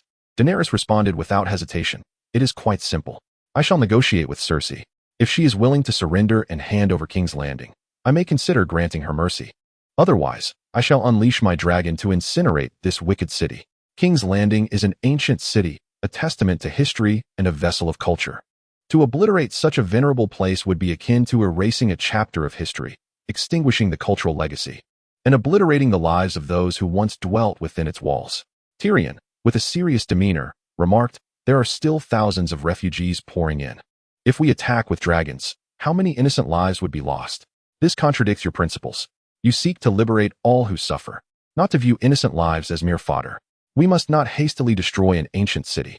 We should honor and protect it, allowing it to endure so that future generations may comprehend our history and culture.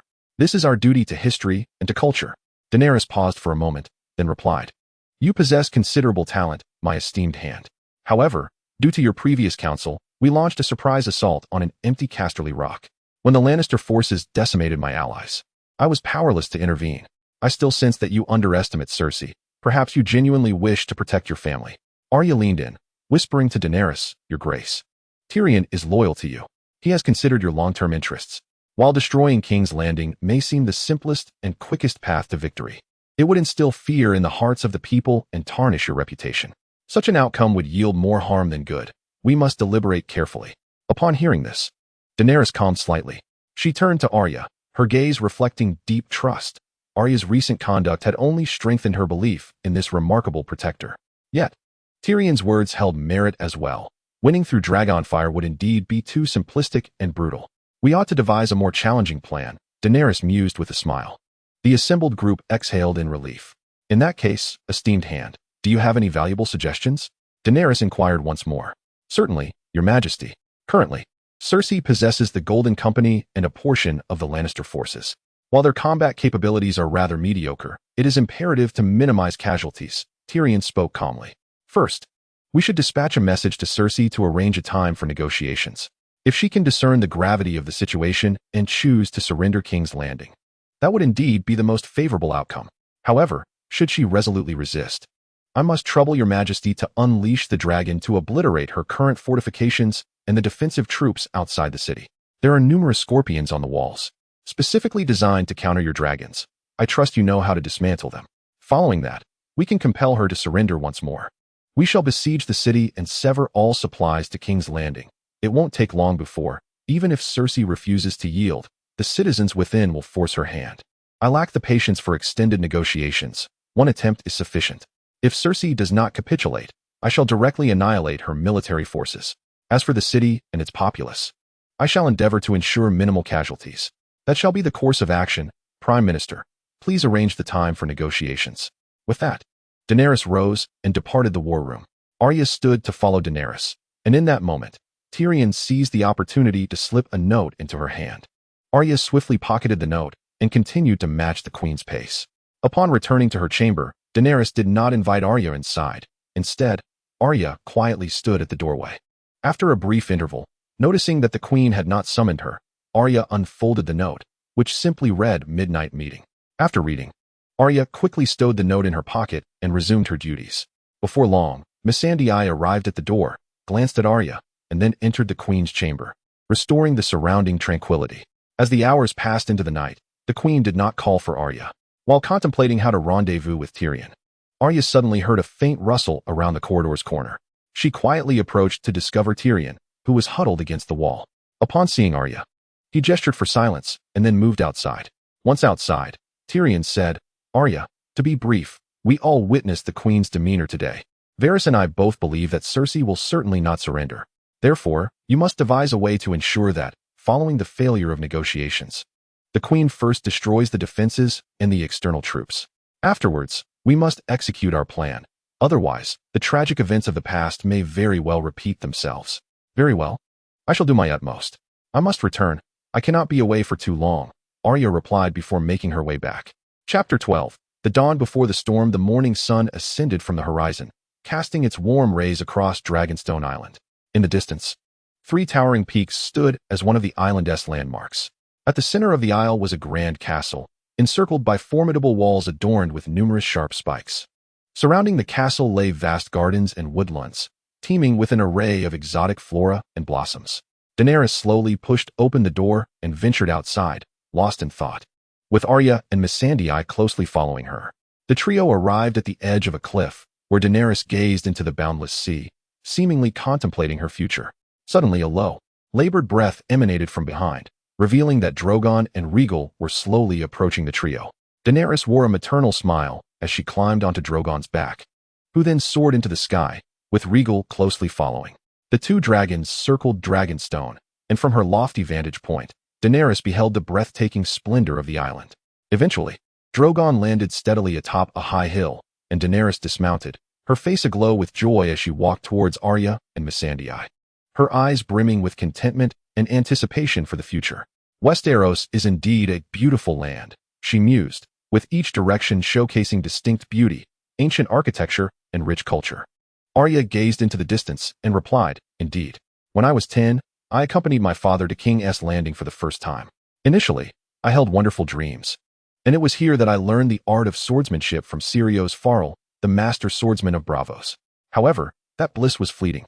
My mentor, Syrios Farrell, was slain by the Lannisters while protecting me. I witnessed, beneath the statue of Saint Baelor, my father tortured into publicly confessing to treason. Subsequently, Joffrey, in breach of his promise, ordered his execution. Since then, King's Landing has been a painful memory for me." Upon hearing Arya's words, Daenerys expressed her regret. "I am truly sorry for reminding you of such sorrowful past."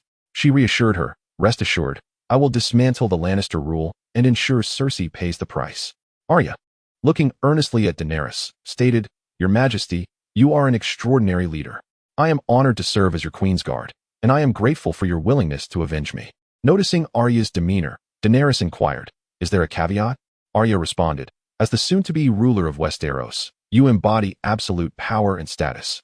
Should you act with undue fervor due to personal grievances, it would inevitably incite unnecessary strife and diminish your authority and influence. Hence, I assert that Tyrion is loyal. He considers these matters from a long-term perspective. So, you do not support my destruction of King's Landing?" Daenerys retorted coldly, her earlier joy evaporating.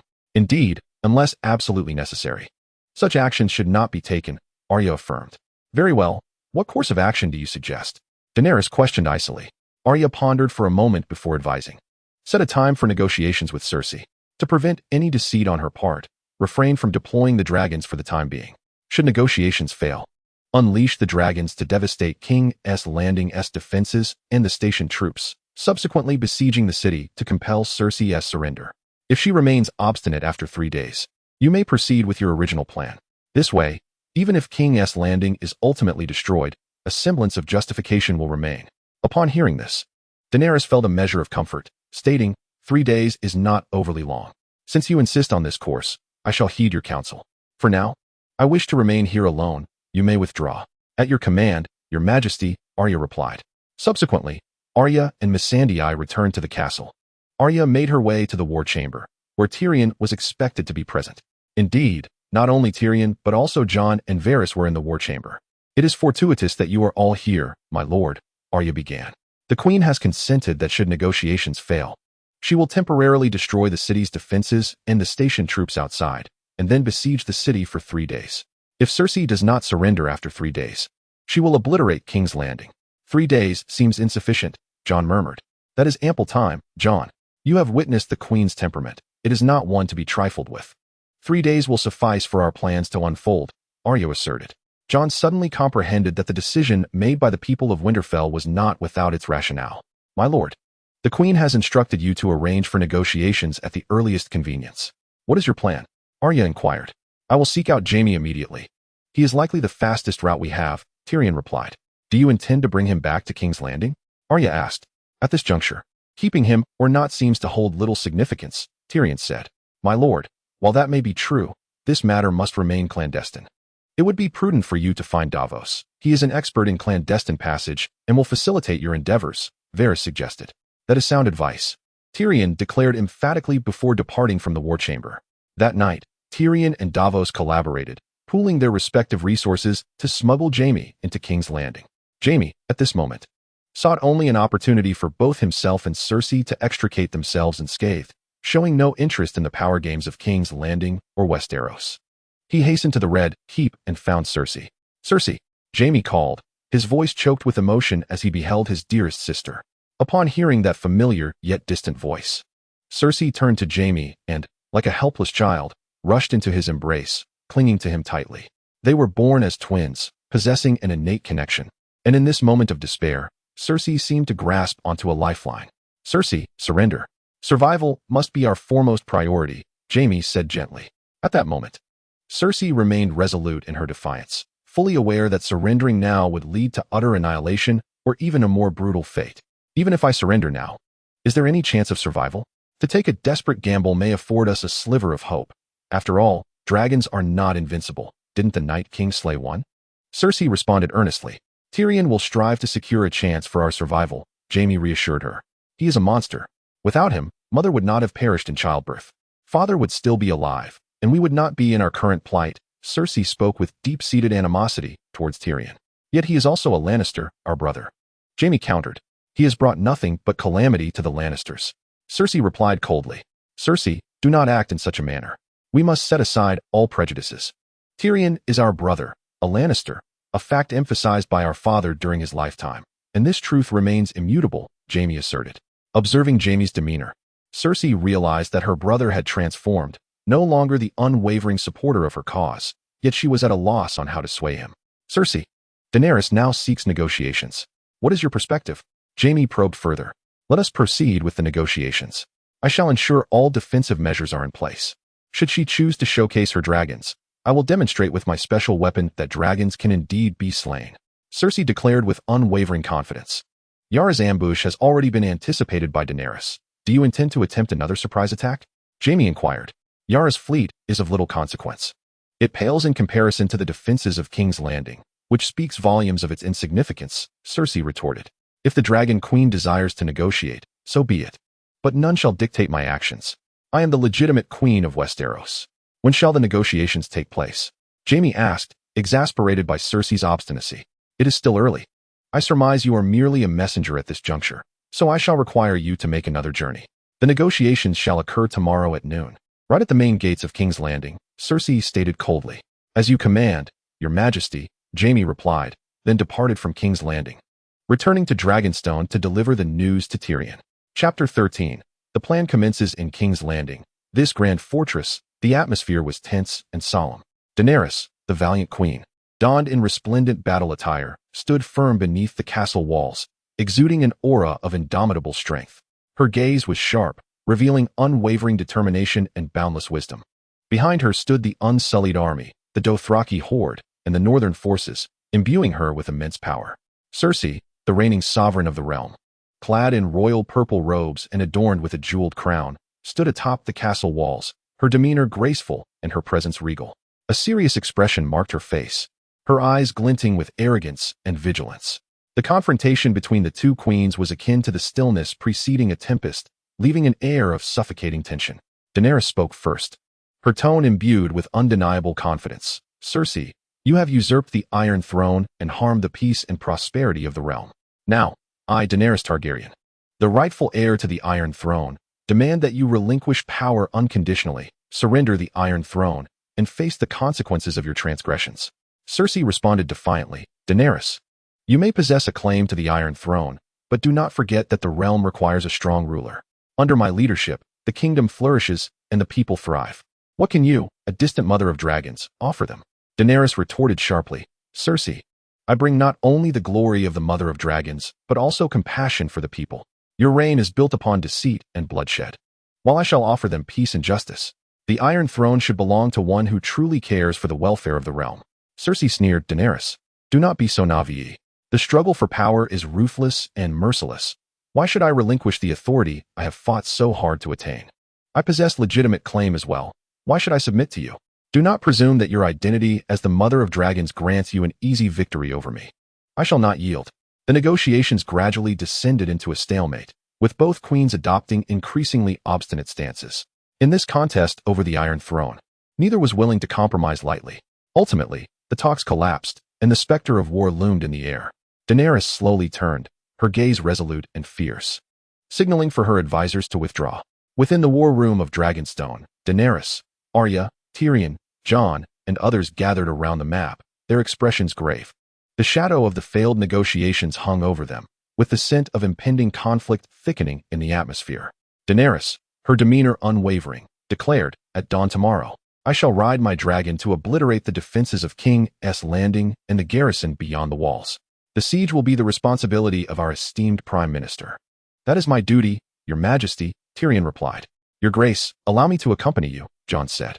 Upon hearing his words, Daenerys felt the warmth of Jon's concern wash over her and responded, "That would be most welcome. We shall depart at dawn." Silence enveloped the night.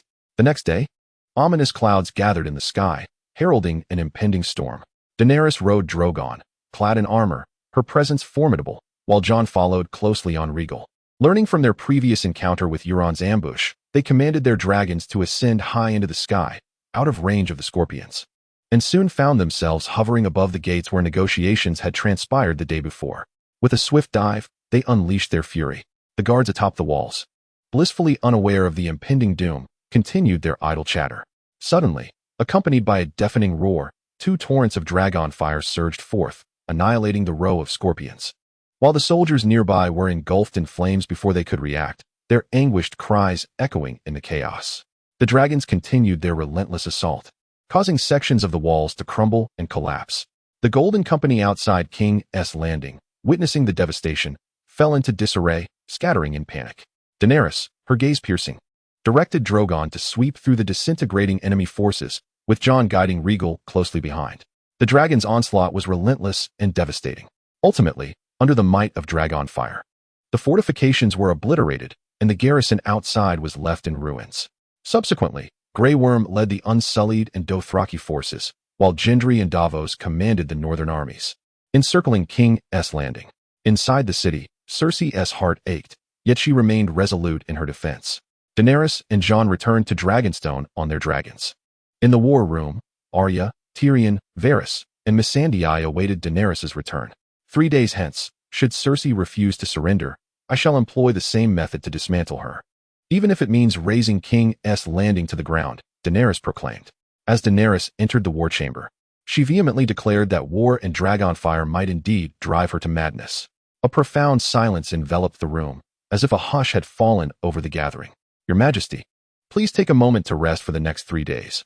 I believe Cersei is not foolish enough to act rashly," Arya remarked. "I hope so. Now, everyone else may leave. Arya, you stay," Daenerys commanded. "As you wish, Your Majesty," the others responded, departing the war chamber except for Arya. "Allow me to pour you a glass of red wine," Arya offered. Daenerys acquiesced, her gaze drifting towards the vast sea beyond the window. Arya approached a cabinet against the wall, discreetly retrieving a small piece of Dawn's Dream she had on her person, along with 2 glasses. She poured the red wine, adding the fragment of Dawn's Dream into one of the glasses and gently swirling it. "Your Majesty, the might of the dragons is truly extraordinary. Annihilating the city's defenses and the station troops occurs in an instant.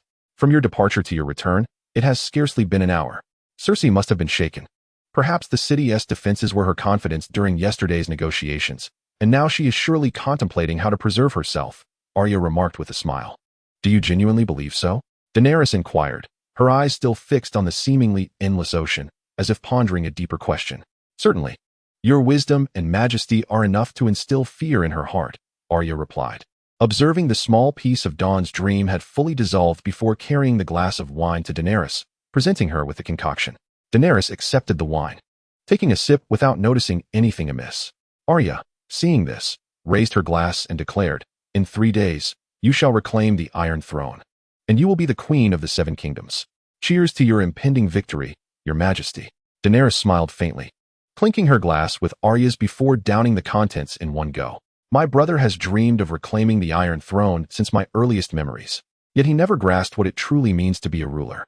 Now, victory is within reach, yet I feel an unsettling sense of unreality," Daenerys mused. "Your Majesty, perhaps you are simply fatigued from recent events. Allow me to escort you back to your chambers for some rest," Arya suggested. Daenerys nodded in response, rising to head towards her room, with Arya following closely behind. Outside the door, Missandei noticed and trailed after them. Upon entering the room, Missandei tenderly assisted Daenerys in loosening her garments. Perhaps the queen was truly exhausted, for she fell asleep shortly after lying down. Missandei stood quietly by, while Arya stepped outside, keeping vigil at the door. Chapter 14. The Strange Queen. Daenerys, please don't leave. Without you, Meereen will swiftly fall. Daenerys, without you, I am losing the courage to continue living. Dany, Daenerys Targaryen, suddenly awoke in the depths of midnight. Missandei, having observed the queen in a deep slumber, had long since retreated to her own chamber. As Daenerys surveyed the emptiness of her room, she found herself reflecting upon the echoes of Daario Naharis' call from her dream, tears cascading down her cheeks. Although Jon had once bestowed upon her an unforgettable romance, his reluctance to draw near after the revelation of his true identity had left her yearning for warmth that was seldom offered. Yet Daario had devoted himself entirely to her. In this moment, under the influence of the dawn dream, Daenerys felt an even deeper longing for Daario. Hearing a stir within the chamber, Arya softly inquired, "Your Majesty, is something amiss?" "Nothing, nothing, Arya. Please come in," Daenerys replied.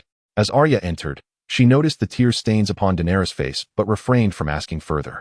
She approached the wine cabinet, pouring a glass of red wine and presenting it to the queen. "Arya, I find myself suddenly yearning for someone who once risked his life for me, who willingly forsook everything for my sake. Yet, when I resolved to reclaim the Iron Throne that my brother had always told me belonged to our family, I heartlessly left him to govern Meereen. Now, I cannot help but miss him deeply. I sense he may be in peril, and the Iron Throne seems less significant in comparison. I feel an overwhelming urge to return to Meereen and seek him out, though I cannot fathom why," Daenerys confided, her eyes glistening with unshed tears. Upon hearing her words, Arya's brow furrowed in confusion. "It is curious. I recall Bran mentioning that the dawn dream would cause one to forget experiences not personally endured. Yet, it appears that is not the case. Daenerys has not forgotten. Rather, her perception and emotions regarding her own experiences have intensified, while she seems to overlook certain external matters. Could Bran have been mistaken? Arya, who is this person you speak of?" she boldly asked. Thus, Daenerys recounted how she had come to know Daario and all he had done for her, her face illuminating with a sweet smile as she reminisced about the youthful dreams of love that had once filled her heart. "There is another whom I also deeply miss at this moment, yet I shall never see him again," Daenerys murmured. "You speak of Euron, do you not?" Arya questioned. "Indeed. Euron was exiled by me, yet he risked everything to atone for his past transgressions, striving to return to my side. Ultimately, he perished in the battle against the Night King while protecting me," Daenerys lamented with profound sorrow. "And do you have any new plans now?" Arya cautiously inquired. "I am uncertain. One truth remains clear. Daario is across the ocean, and if I return, I shall see him. But Euron, I shall never behold him again, and can only cherish his memory in silence. By the way, I had a dream just now, where Daario told me he was losing the will to live without me. I cannot shake the feeling that something has gone awry in Meereen, and that Daario may be in danger. Arya, what should I do now?" Daenerys expressed in a state of urgency. Arya observed that the queen before her was utterly transformed. She decided to provoke her further to gauge her response, saying, "Your Majesty, King's Landing is on the verge of being overtaken. Soon, you shall be the rightful queen of the 7 kingdoms of Westeros. Once the war concludes, you may do as you please. I have completely lost Euron, and should I lose Daario as well, I would be utterly shattered. King's Landing holds no memories or sentiments for me. The Iron Throne, at this moment, is devoid of significance. Westeros has not been kind to me. I long to return to Meereen and see Daario," Daenerys replied. Seeing her distress, Arya gently advised, "Your Majesty, it is the dead of night. Perhaps you should rest and make your decision in the morning." "I can wait no longer. Arya, summon Grey Worm and Missandei to me immediately," Daenerys commanded. "Only those two?" Arya inquired, puzzled. "Yes, just them," Daenerys affirmed resolutely. "As you wish, Your Majesty," Arya replied, exiting the room to find Missandei and Grey Worm. Why was Daenerys behaving so strangely? Arya pondered, perplexed. Before long, Grey Worm and Missandei arrived at the Queen's chambers. "Grey Worm, assemble the Unsullied and the Dothraki army at once. We shall return to Meereen tonight, as swiftly as possible," Daenerys ordered. Though Grey Worm appeared bewildered, his instinct to obey was unwavering. "At once, Your Majesty," he responded, leaving the room promptly. "Your Majesty, you are about to reclaim the Iron Throne. Why the urgency to return to Meereen?" Missandei cautiously asked. "I sense something is amiss in Meereen. Daario may be in danger. I cannot bear to lose him," Daenerys replied. "What of King's Landing? Will you abandon the Iron Throne?" Missandei pressed further. "I left Westeros as an infant, growing up in Pentos, maturing among the Dothraki, and becoming a queen in Essos. The people there need me now. I must return." The affairs here can be entrusted to Arya and the others, Daenerys stated. Your Majesty, aside from the Unsullied and the Dothraki, who else do you require for the journey back? I shall inform them, Arya asked. The war here is not yet concluded. The northern forces can handle the remaining battles. There will be much to manage post-war, so I shall take only Grey Worm and Missandei with me. The rest may remain to handle the aftermath, Daenerys explained. Arya, once the matters here are resolved, will you return to my side? Daenerys inquired. Your Majesty, I am your sworn protector. I should accompany you now. Arya suddenly felt that Daenerys was an entirely different person, and she found herself wanting to follow her, nearly forgetting her thirst for vengeance. That cannot be. Your deep-seated grievances remain unresolved. Even if you were to accompany me now, you would not find peace. Remain here to settle your affairs, and once completed, seek me out in Meereen, Daenerys said. Upon hearing these words, Arya felt increasingly perplexed. The Dawn's dream was akin to a potion of rebirth, seemingly capable of entirely mending a person's flaws while amplifying their virtues. At this moment, Daenerys was on the verge of becoming a flawless queen. It seemed imperative to have a thorough conversation with Bran. As you command, Your Majesty, Arya replied. Now, please inform Tyrion and the others to assemble in the war room. I have matters to address and farewells to make, Daenerys instructed. Very well, Your Majesty. I shall do so at once, Arya said, exiting the chamber. In the war room, Tyrion and the others soon gathered, and shortly thereafter, Daenerys entered. My friends, I have an ominous premonition. Meereen may be in peril. I have resolved to lead the Unsullied and the Dothraki army back to Meereen immediately. The remaining forces in King's Landing are no longer combat-ready, while the Northern Army can manage the remainder of the conflict. The post-war recovery will be under your purview. Tyrion, you shall oversee the recovery efforts and also manage the selection of representatives for the Seven Kingdoms.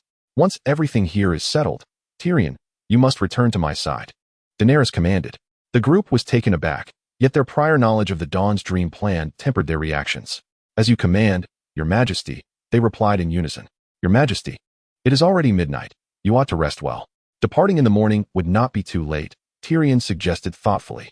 I cannot afford to wait even a moment longer. The sooner I arrive in Meereen, the less suffering the people will endure. I shall set forth at once, Daenerys declared resolutely. As you command, Your Majesty, I will manage the affairs here and then return to Meereen to report to you, Tyrion replied. Friends, let us part ways for now, whether in Westeros or Essos. I trust we shall meet again, Daenerys said, casting a glance at Jon. Very well, Your Majesty, the others responded. Your Majesty, I will accompany you back, Jon suddenly interjected. No, Jon, if you leave, what will become of the Northern Army? Once matters here are concluded, should you wish, you may come to Meereen to find me, Daenerys replied. Jon understood the gravity of her words. This was not a moment for sentimentalities, and he refrained from further protest, though deep longing was evident in his eyes. Daenerys gazed intently at Jon before departing the war room with Missandei.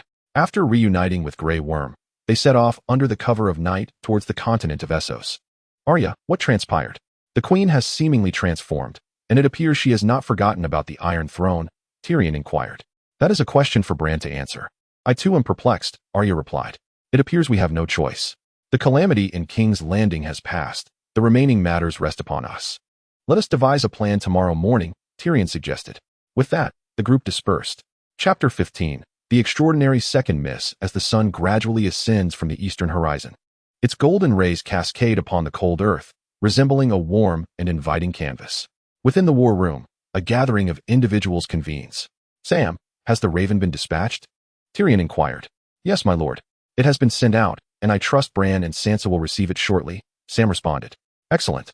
Let us now commence our discussion of the strategy. King's Landing is within our grasp, yet we must devise a meticulous plan to minimize casualties and losses, Tyrion stated. Tyrion, do you still intend to spare Cersei's life?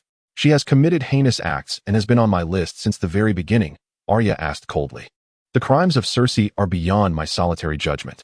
If we were to capture her alive, it should be for all of us to decide her fate, Tyrion replied seriously. Moreover, I have an unusual request. The previous negotiations were facilitated by Jaime, and I propose we allow him to partake in our discussions. Jaime and Cersei have always shared an improper relationship. This discussion concerns her very life. How can we trust he will not divulge our plans? Varys interjected. On the eve of the battle against the Night King, Cersei publicly pledged to fight alongside us, yet she sent no troops and even conspired to ambush us. In contrast, Jaime honored his promise. journeying alone to Winterfell to partake in the battle against the Night King. Daenerys and Bran both hold deep-seated grievances against him.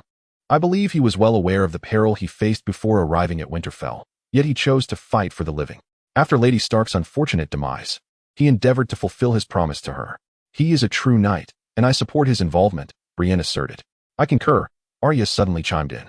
Seeing the two ladies so resolute, the assembly expressed no further dissent, and soon Jaime arrived at the war room. Now that we are all present, let us begin in earnest, Tyrion announced. Currently, chaos reigns within King's Landing, and panic pervades the entire city. The military presence within the city is scant. Capturing King's Landing should be straightforward. What are your thoughts? Today marks the second day. According to Daenerys' previous plan, if Cersei has not surrendered by the third day, we shall mount an assault, even if it means slaughtering the city. Daenerys has now returned to Meereen and has entrusted you, my lord, to command in her absence. What shall we do? You may issue the orders, Gendry remarked. Ladies and gentlemen, during our night at Winterfell, we devised a plan to avoid unnecessary bloodshed. A direct assault is certainly not advisable. I suggest we prolong the siege until Cersei voluntarily surrenders, Tyrion proposed. Extending the siege will inevitably lead to increased suffering among the innocent populace as supplies dwindle, potentially inciting riots, an unwise trade-off, Varys analyzed. However, Cersei is unlikely to surrender now, and a forceful assault will only escalate casualties. Is there a more prudent course of action? Tyrion queried. At this juncture, Cersei is at her wit's end. If she refuses to yield, is it out of fear for her life? Arya remarked. No, she is with child and wishes to secure a chance for her unborn offspring. Jaime spoke softly. Upon hearing this, Arya turned her gaze towards Tyrion, who nodded slightly, already aware of the situation. I am the father of the child, and at this moment, I implore all present to grant Cersei an opportunity to live. I acknowledge the multitude of sins she has committed. 1,000 deaths would scarcely atone for her transgressions. Yet, I beseech you, for my sake, to afford her and the child a chance at survival. I am willing to accept any punishment, Jaime earnestly stated, unabashedly revealing his paternity. As far as I know, during the War of Usurpation, Tywin led the Lannister forces in the merciless destruction of House Targaryen. Infants in swaddling clothes, the frail and the ill, even those unborn, faced unspeakable slaughter. Queen Rhaegal, whose unborn child and Viserys were valiantly protected by Ser Willem Darry, became the sole survivors of House Targaryen. Now, we find ourselves deliberating on how to safeguard a pregnant Lannister woman. What a stark contrast, Varys remarked thoughtfully. In this game of power, it is either your demise or mine. The past need not be recounted. The sins committed by my father, sister, and family are mine alone to bear. I merely seek that you grant Cersei a chance at life, Jaime asserted with composure. Varys, you once proclaimed your loyalty to what? Arya suddenly inquired. I am loyal to the people, Lady Stark, Varys replied. Precisely. If Cersei is willing to surrender and voluntarily relinquish the Iron Throne, she will become an ordinary citizen. We are the forces of justice, besieging King's Landing to prevent further bloodshed. This distinguishes us from those who conspire for power. Cersei was among the first on my death list. However, at this moment, I consent to her continued existence. Sir Jaime's recent conduct sufficiently demonstrates his worth as a knight. We cannot overlook his honor.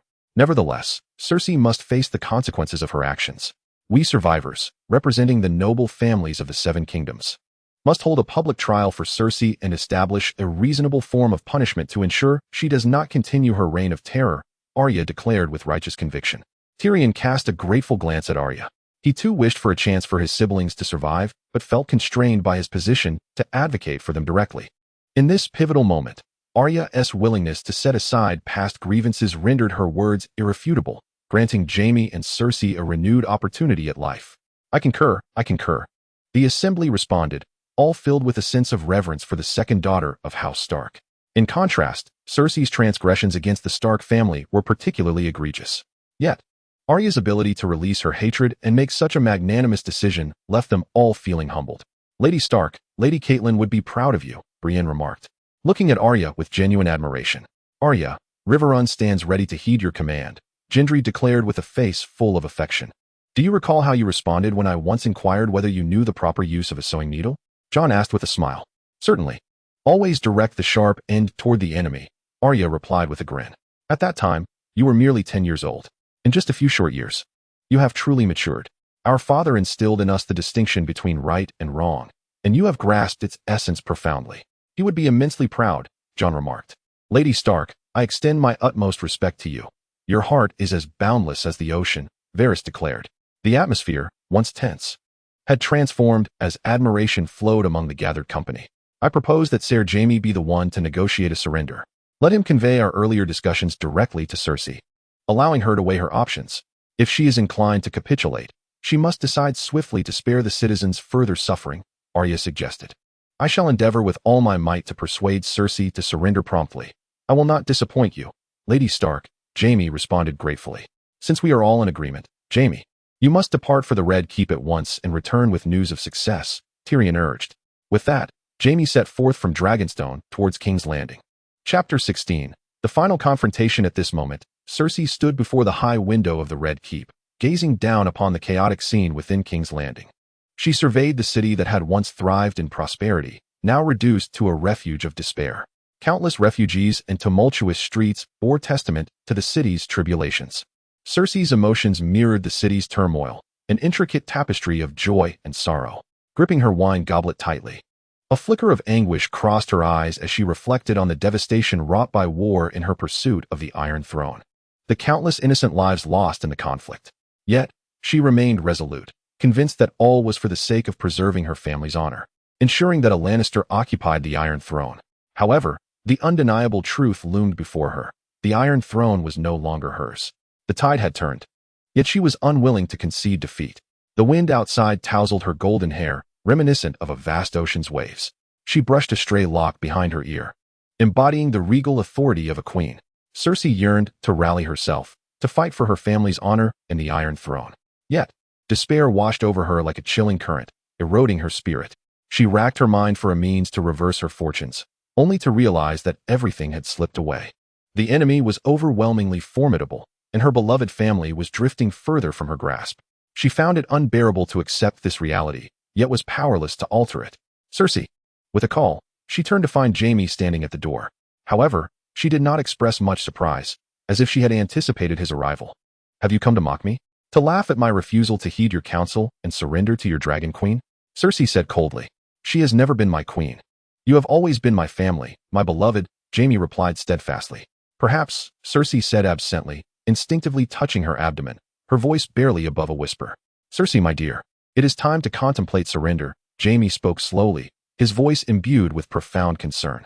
Cersei's eyes widened at his words, flashing with both anger and sorrow. Indeed, you have come to urge me to capitulate. Sir Jaime, have you forgotten your oath? The Lannister family shall never yield to our foes. She gesticulated passionately, as if fighting for the honor of her lineage. Jaime stepped closer, gently grasping Cersei's hand in an attempt to soothe her tempestuous emotions. I have not forgotten. I am acutely aware of our current predicament. The tides have turned, and to continue our resistance would only plunge more into the flames of war. Our family has already paid a heavy toll. Cersei, it is time to safeguard those who remain. He cast a glance at Cersei's slightly rounded abdomen. A flicker of uncertainty crossed Cersei's eyes, yet she obstinately retorted, and what of you? Will you betray our family? Will you betray me? Jaime gazed at her with deep affection, a bittersweet smile gracing his lips. I vowed to protect you, Cersei, be it in the Game of Thrones or in the mundane aspects of life. Should you choose to continue fighting, I shall stand by you. However, if surrender could ensure your safety and that of our family, I would willingly dedicate my remaining days to safeguarding you. Cersei, moved by his words, realized that Jaime's love for her remained unwavering, that he was willing to do anything for her. Jaime, you truly are a fool, she whispered, tears welling in her eyes. Jaime chuckled softly, wiping away her tears and embracing her gently. We have both been fools, yet at least we were sincerely foolish. Now, let me accompany you in facing this ordeal. Together, we shall find a way forward. Under Jaime's persuasion and affection, Cersei finally relinquished her stubbornness, considering surrender. She understood that this was the final act she could perform for her family. With Jaime by her side, she was prepared to confront the uncertainties of the future. The following day, outside the city of King's Landing, the northern forces stood poised for action. Tyrion, Jon, Varys, and others stood at the forefront, awaiting the unfolding events. As the city gates creaked open, Cersei emerged, followed closely by Jaime, with a weary band of Lannister soldiers led by Gregor behind them. Upon seeing Gregor, Sandor's expression turned complicated. Though the conflict had subsided, the flames of his anger still burned fiercely within. Gregor, noticing Sandor, instinctively approached him. Ser Gregor, do not act rashly. Cersei warned. Gregor paid her no heed, continuing forward. Gregor, obey your master's command and halt, a voice commanded. Qhoburn seized Gregor's arm in an effort to restrain him. With a swift motion, Gregor subdued Qhoburn, snapping his neck with a slight exertion, and then, with a brutal tug, severed Qhoburn's head from his body. The unfortunate Qhoburn met an inexplicable demise at the hands of his own creation. Cersei, taken aback by the scene, stood frozen in shock, while Jaime unsheathed his sword. Standing resolutely before Cersei, ready to defend against any impending assault from Gregor. Gregor cast a glance at Cersei, then disdainfully turned his gaze towards Jaime. As if he were about to stride forward and similarly snap Jaime's neck, the atmosphere thick with tension. Gregor, despite your self-proclaimed grandeur, do you not dare to reveal your true visage? Sandor's timely provocation redirected Gregor's attention. Gregor hesitated for a moment, then charged towards Sandor with great strides. The mutated Gregor, endowed with astonishing physique and strength, lacked the agility of a normal man. With a nimble sidestep, Sandor evaded his assault and drove his sword into Gregor's chest, deftly removing his helmet. My dear brother, behold what you have become. Neither man nor ghost. At this moment, you are worse off than I. Sandor sneered, initially believing he had secured victory with that strike. However, Gregor remained expressionless, seemingly impervious to pain. He seized Sandor by the throat with one hand and, with the other, grasped the sword embedded in his chest and yanked it free, green fluid oozing from the wound. In a moment of panic, Sandor brandished a dagger and thrust it into Gregor's right eye. The blade pierced through, and this lethal strike finally caused Gregor to stagger, allowing Sandor to escape. Yet, Gregor's subsequent actions left the onlookers in astonishment. With his right hand gripping the dagger's hilt, he slowly withdrew the blade, green liquid continuing to spurt from the wound. Then, wielding his massive sword, he launched a fierce assault on Sandor. As the sword swung, winds howled and stones shattered. He bore no resemblance to an injured being. Rather, he appeared as a monstrous beast, his immense form and muscular build resembling that of stone, utterly impervious to the grievous injury. Faced with such an opponent, Sandor dared not be complacent, constantly evading Gregor's strikes, seeking opportunities to counterattack amidst the chaos. The seemingly boundless strength within Gregor, combined with his insensitivity to pain, unleashed relentless waves of aggression, nearly striking Sandor multiple times. Sandor, I shall assist you. Arya, observing the harrowing battle, felt anxious for Sandor against Gregor. Little wolf, this is my affair. I must conclude it myself. No one is to assist me. Although Sandor found himself at a disadvantage, his sense of honor compelled him to reject any help. You will perish. Arya cried out. I have survived for many years. I have repaid my debt. Unless I personally resolve this matter, I shall not rest in peace, Sandor roared defiantly. Understanding her old friend's temperament, Arya relented, recognizing that her interference might only complicate matters further. The onlookers fell into a stunned silence, captivated by the unprecedented clash before them. Sandor's gaze sharpened as he realized he must swiftly uncover Gregor's weakness. Otherwise, this battle would be in vain. He began to patiently maneuver around Gregor, biding his time for the perfect moment. At last, during one of Gregor's fierce sword strikes, Sandor seized the opportunity, evading the blade's edge, and deftly twisted Gregor's arm, forcefully hurling him to the ground. The tremendous impact created a deep crater beneath Gregor. Yet, he rose again, seemingly unfazed. His eyes blazed with fury, igniting his desire for battle even further. With a savage roar, he swung his colossal sword once more, targeting Sandor. Sandor exerted every ounce of strength to evade, but was ultimately ensnared by Gregor. The latter grasped Sandor's right eye, applying pressure as if he were crushing Oberon's skull. Blood streamed down Sandor's cheek, staining the ground crimson. Despite his agonizing scream, he refused to surrender. He understood that defeating Gregor was the only way to ensure his own safety and that of others. Gripping his sword tightly, he focused all his strength, aimed for Gregor's hand that clutched him, and struck fiercely. Gregor's arm was severed in one blow, causing him to stagger. Sandor seized the moment, delivering another strike that decapitated the vile Gregor. The latter's body finally collapsed, lifeless and still. Sandor, using the last of his strength, struggled to rise. His body battered and bruised.